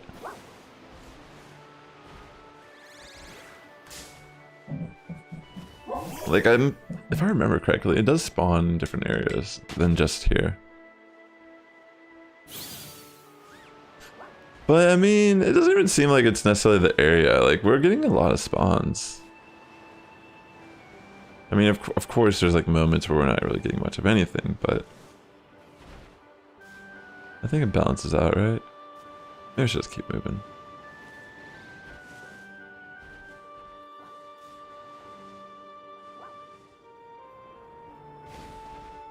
Yeah, let's just keep this train on moving. Yeah, I feel like there's a lot of spawns actually down here. See, like, the thing is though, like, they could be spawning up behind me. Like, there could be a shiny that has spawned in already and I just didn't see it.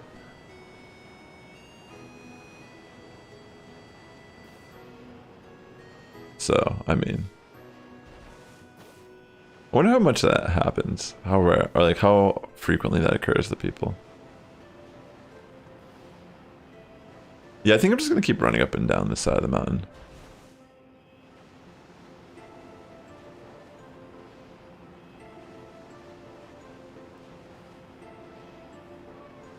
Come on.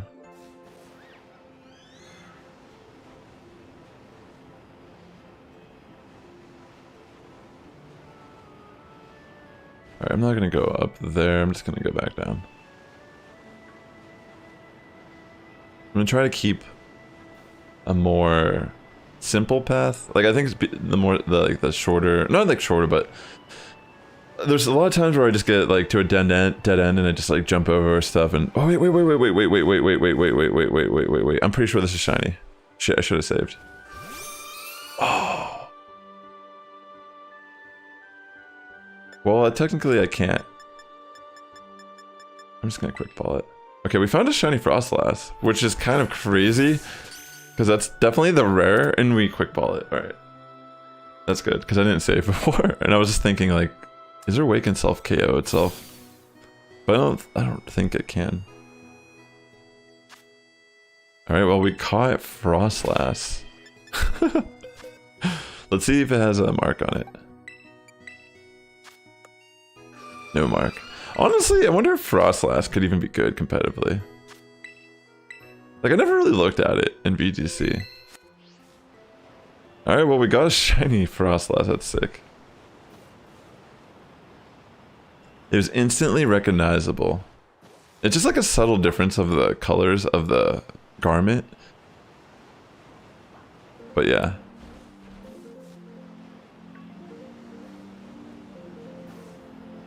Super cool. And that's crazy because that's definitely like the one that's spawning way less.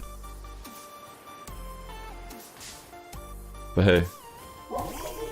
I mean, maybe there's something to going up and down the same path.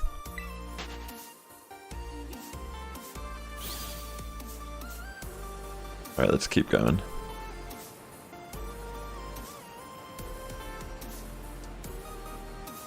Alright. Yeah, I mean, for the most part, I'd say that's solid. We don't have Froslass yet in this game, so that's definitely on our list of things we want to capture. Goodness gracious. This little graveyard.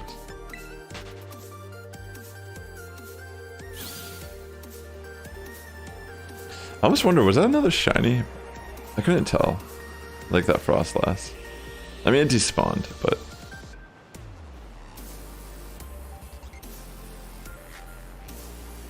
whatever. That would be very rare if like another one spawned like that. That quickly.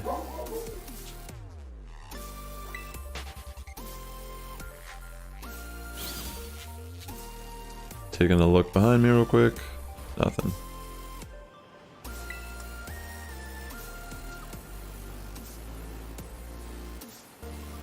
Okay.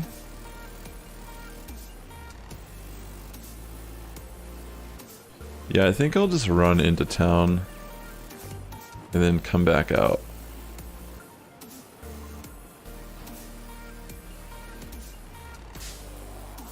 Goodness. These little doggies. Thanks again though for tuning in. We're on our final run. So far out of the ghost hunt, we found a Froslass just recently. Finishing off with our ghost boost here. In hopes of getting a graveyard. How much time we got? 22 minutes. So yeah, we found that Froslass relatively fast.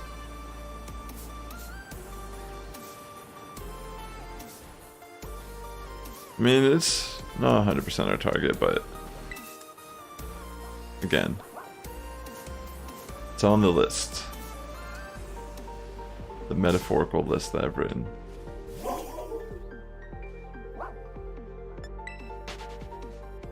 Okay.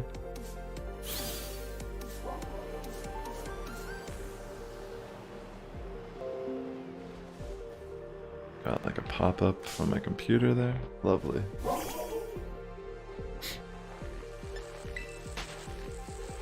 I'm hoping within this last 20 minutes we can just get the graveyard.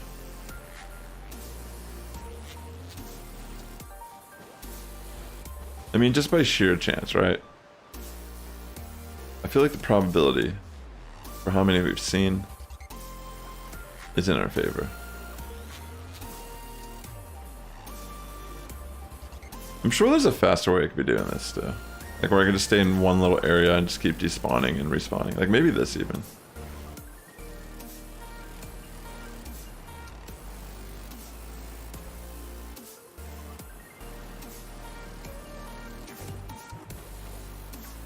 Let's just see. Run around. I'm gonna run around.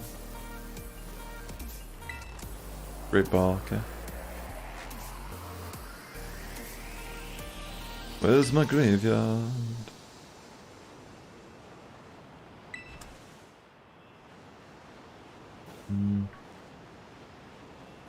Ooh. All the sparklies. See, that's the thing. I keep running into them because I want to grab items. They keep tricking me.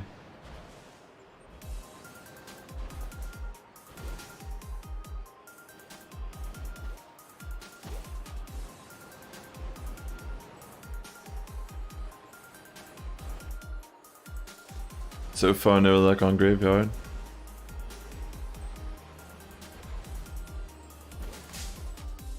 Dang. This would be a cool one to get though. There's like a pretty interesting tech with Sand Rush Graveyard, or Houndstone. think they run Terra Fairy normally for play rough boost damage.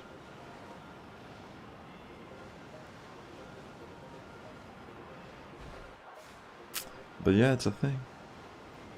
And it makes it immune to the sand damage also, which is cool.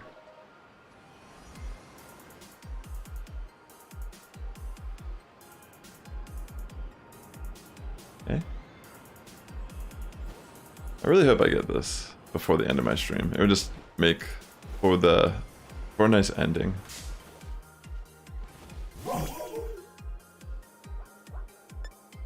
Just know I gotta go because I have some scrims I'm trying to get in today, and I think some of the people are set up around close to about now. Want to make sure I'm available to get some practice in for my tournament.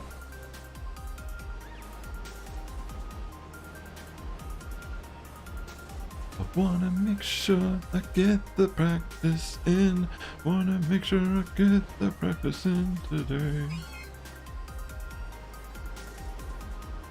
So I can maybe do okay.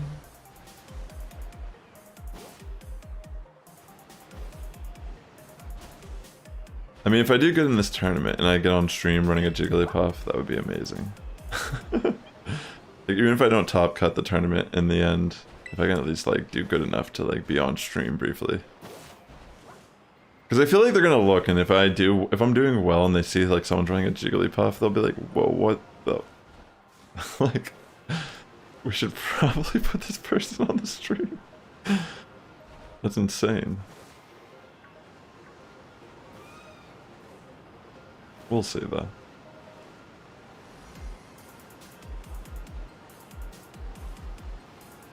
I'm not 100% sure I'm gonna like do that either. Like, I'm trying to figure that out. Like, I'm trying to face people who are good at VGC and like have them run like some of their teams and then like champion teams that are currently available, and just kind of like figure out like where does my team stand.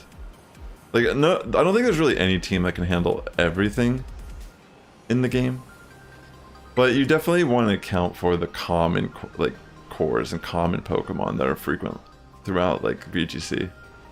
Like I was saying earlier, like Dondozo, Tatsugiri. If your team can't handle that core, then you might as well just not even play. like that's, even if you don't see it, it's gonna appear eventually. And if you can't do anything to it and it just always beats you, then you're not gonna do good in a tournament, because a lot of people do run stuff like that in like high level play. So yeah, it's just like kind of like making a list of like, what do you need? What do you have to like, how does your team deal with certain things? Can it actually handle it? If not, like what do you need to change? Do you need to like compromise your initial strategy to balance things out better? You know what I mean? Like there's a lot of like you can't really just make a team in Pokemon and just like it works right away. Like even if it's like a good team, more than likely you're gonna adjust EVs or movesets throughout like playing it. Just because you're gonna, or even like items, because you're gonna like fill it out and like you'll kind of see like how they synergize better, and like things that you struggle with become more obvious, and then you want to like kind of build differently to like account for those things, or like change your team up a bit, or maybe even change your entire strategy up. So like yeah, all I'm trying to say is that it just takes time. It's like trial and error, and like anything can really work if the person like wielding it, like there's intention. Like a lot of times when like there's rental codes that go up after a tournament, you'll see like an influx of a team on the ladder, but it doesn't really reflect how good necessarily even a team truly can be, because most people playing it won't play it as good as the initial creator of the team. Like the same Pokemon, for example, can like lose or win speed tiers depending on its EV investments, and a lot of times with like teams that go up publicly, there's write-ups that are included, and it's like explains like what certain Pokemon are meant to do on the team, like what their EV spread is built for. Like this is accounted to like live an attack by like a Fluttermane, or like a Draco from a Hydreigon, or to outspeed the Iron Bundle in Tailwind. Like there's a lot of layers to it that people build their team. And like if you're just like playing it, it's like you might be playing Garchomp, but the Garchomp might just be EV spread to be bulky versus like hyper offensive, or even vice versa. Like it's meant to be like super offensive, and these are things that like really just change how you play or pick your Pokemon whenever you're bringing them into battle. But yes, anyways, I do think like there's like, it's like even during the Series 1, like towards the end of it, I felt like there was never like a point where it was just like there was things that were recognized as being good picks for sure, like Meowscarada, Garganical. There's a lot of things that were just like, yeah, these are good, like they're doing great. But it didn't like even like stop other strategies from becoming like done and explored. Like we were saying a little bit earlier, there was like a Tropius team that was like rank 1 at one point on the ladder. And that's insane. Like I've never seen Tropius viable in VGC, but like in Scarlet Violet, it was a top performing team. I think it was like Electric Terra Tropius. But you know what I'm saying? It's like there's a lot of creativity in this generation alone with like terrestrializing that allows Pokemon that typically struggled because their typing was really bad to like change its bad typing into something that like takes advantage of like its stats and kit that was already like pretty good, but it just struggled to like find a place on a team. Like Frostmoth was another Pokemon that people were doing well with even in tournament play, and that's one that, you know, Ice Bug is such a bad typing, yo, like that's so bad. But yeah, I mean, even like ice types got a little bit of a buff this generation. So there's just like a lot of things that like I personally really like about this current generation, like when it comes to competitive Pokemon. It seems to be like I'm trying to trust my Pokemon gut when I make teams, because like a lot of stuff I like to play is extremely gimmicky and spicy, but I want to also keep in mind that like I want to play something that's consistent when I go into a tournament. I don't want to bring something that's like good on the ladder because it's like it's good in best of 1, you know, because I can trick my opponent. But like in a best of 3, your opponent will be able to adjust to your playstyle and like what you're doing. So you generally want to build a team that can like alternate between different types of playstyles or quote unquote modes. You know, like it's tough because you don't want to run a team that's like just hard. Like you could run a hard Trick Room team, for example, but you could also struggle if you don't get Trick Room up with a team like that. Like if your team is built in a way where you're just like relying to get on Trick Room and sweep in the Trick Room, and you never get a Trick Room off, then your team's not going to be able to win the battle, right? So like any disruption or way to shut down your Trick Room could become problematic for a team like that. But a lot of times you'll see like even in tournaments, it's like a mixture of like speed tiers that people will try to build. Like they'll have stuff like Amoonguss that they'll put on their team just because it's good, and it's like really good in Trick Room to like punish Trick Room teams. But like they'll be focusing on Tailwind and like faster Pokemon still. Hey Sonia, I'm actually, after my power runs out, I'm actually ending my stream today because we're reaching the tail end of our stream. But yeah, I'm just kind of saying like Pokemon VGC like right now, it's very interesting. And like I'm talking about like very like vaguely about a team I'm thinking about running in Charlotte here at the end of the month for Series B regulation. I'm not running any Paradox Pokemon on my team, and a part of me feels like, am I making a mistake by like practicing a team that isn't even taking advantage of the new Paradox Pokemon? But like I do feel like it's not really about that. Like if the team is balanced and it can take accountability like for what's commonly used, like it can actually still put up a fight against the Paradox Pokemon regardless of if I'm running them or not. Like that's what I need to like kind of like emphasize. But I've been trying to get in a lot of practice. Like it's hard to tell, like, you know what I mean? Because like even if people practice like a top ranked team against me and they use it, like they're not the person that made the team still. So even if I win in the best of 3 against them, like maybe the original creator of that team in a tournament would have just played it better.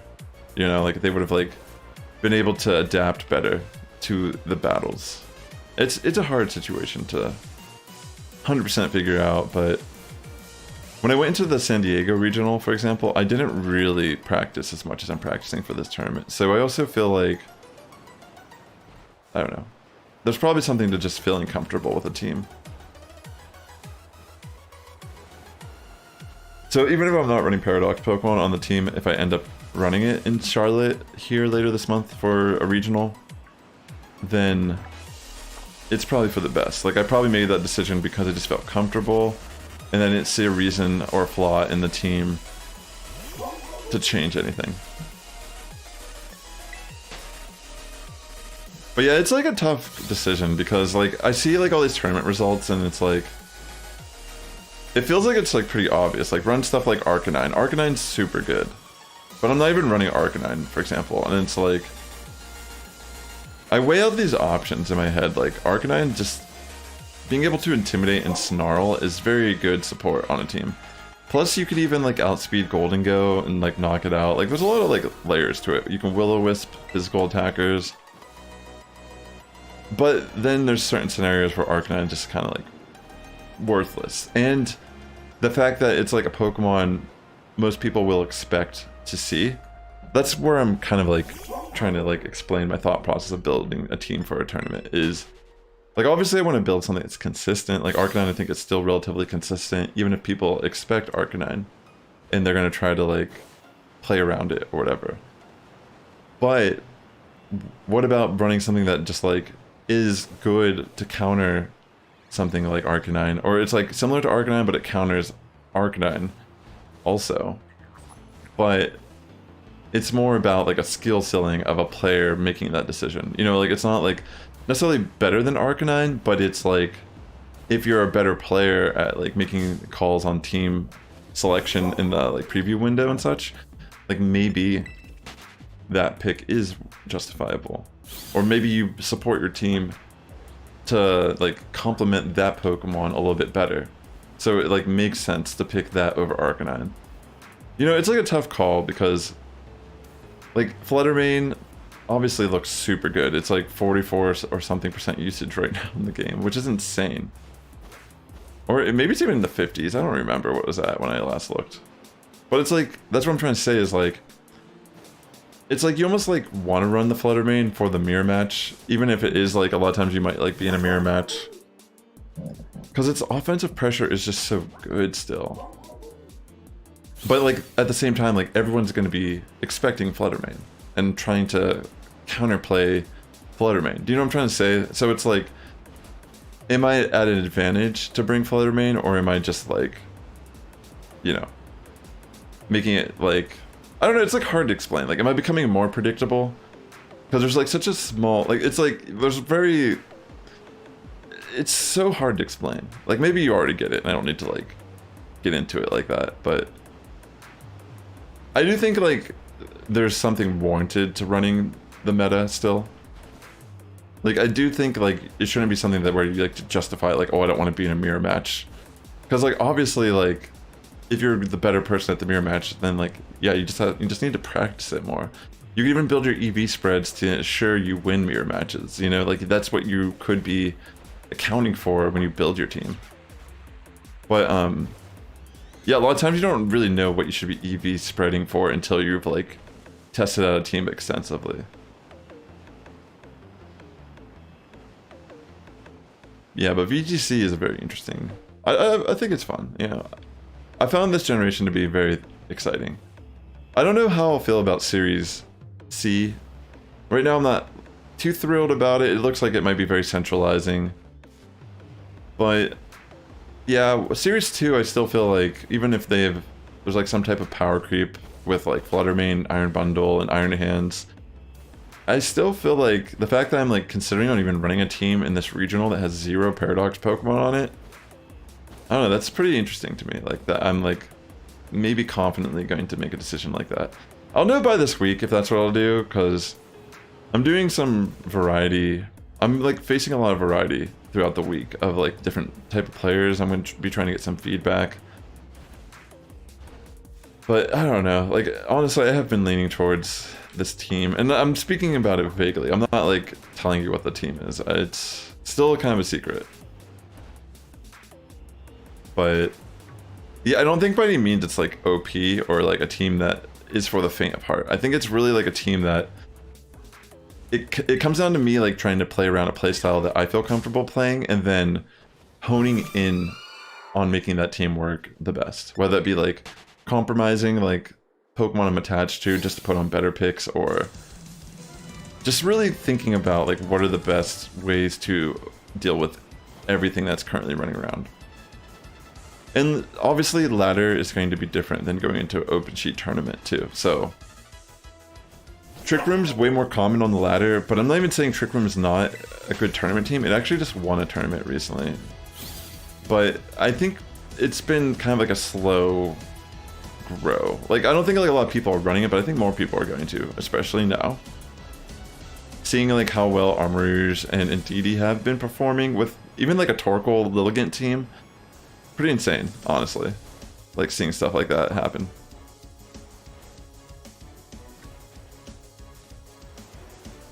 But yeah, just kind of like discussing thoughts out loud about like a team that I've been like testing out, but you know, I'm trying to be a little like cautious about bringing something that's a little spicy. Like I want to have fun, of course. I would love to do good running a spicy team. Like that's the dream. Like I feel like every Pokemon player wants to win with a team that they're with their favorite Pokemon or whatever, right? But sometimes you just gotta face the reality and embrace that certain Pokemon are good for a reason, and you don't want to just like reinvent the wheel.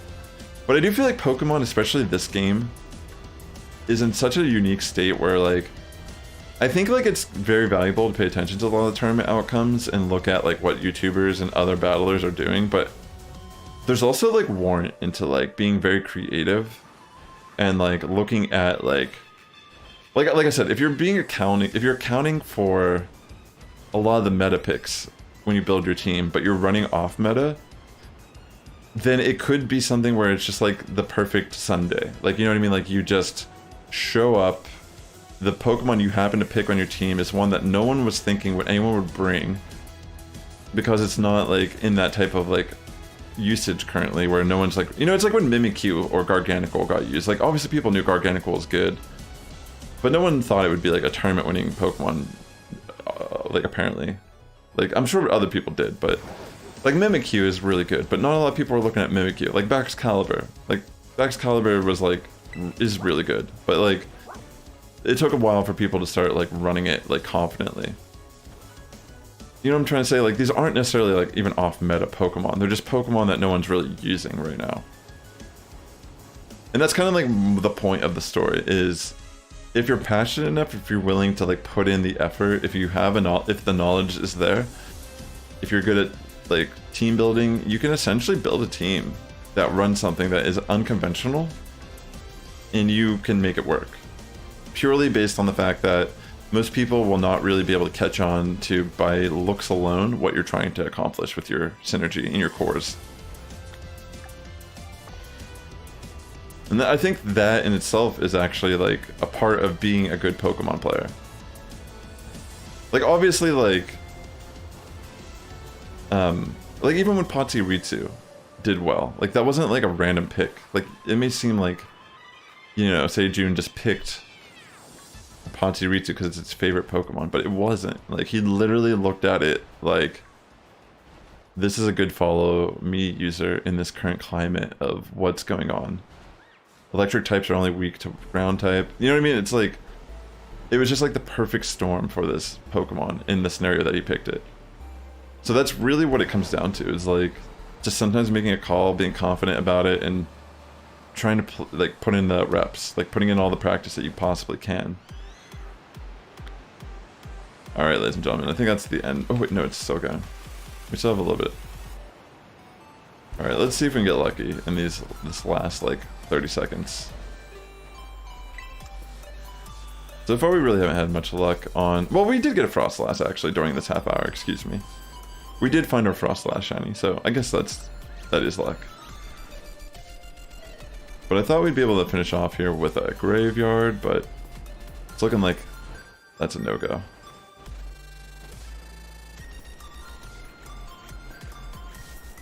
A few more checks here, then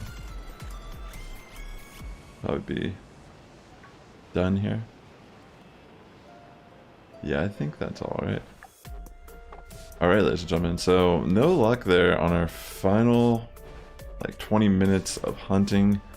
But for the most part, we had good success today. We got our Vivillon Icy Snow pattern that we were looking for. Let's look at our captures today. We got our Icy Snow, which is the main thing. It has uncommon mark too. Started off with that hunt, that's sick. We ended up finding a Froslass shiny, which is sick as well. We got ourselves a Jumpluff, which was full odds. And then we found another Malcombi, which we are stocking up these Malcombi shinies because I do intend to Wonder Trade these away. I think everything in this box aside the Paradox are going to be Wonder Traded away at some point on the stream. We'll see. But thanks for tuning into the stream today, ladies and gentlemen. I'm going to head off. I'm going to end it here. I guess we'll just have to resume and try our luck with the Graveyard on another stream. Thanks again for tuning in. Hope you're all doing well. Sass Squad's getting stronger each and every day. Good morning, evening, afternoon for tuning in, and I'll catch you in the next one. Take care, friends, and see you on Wednesday at 1 p.m. Pacific time. Bye!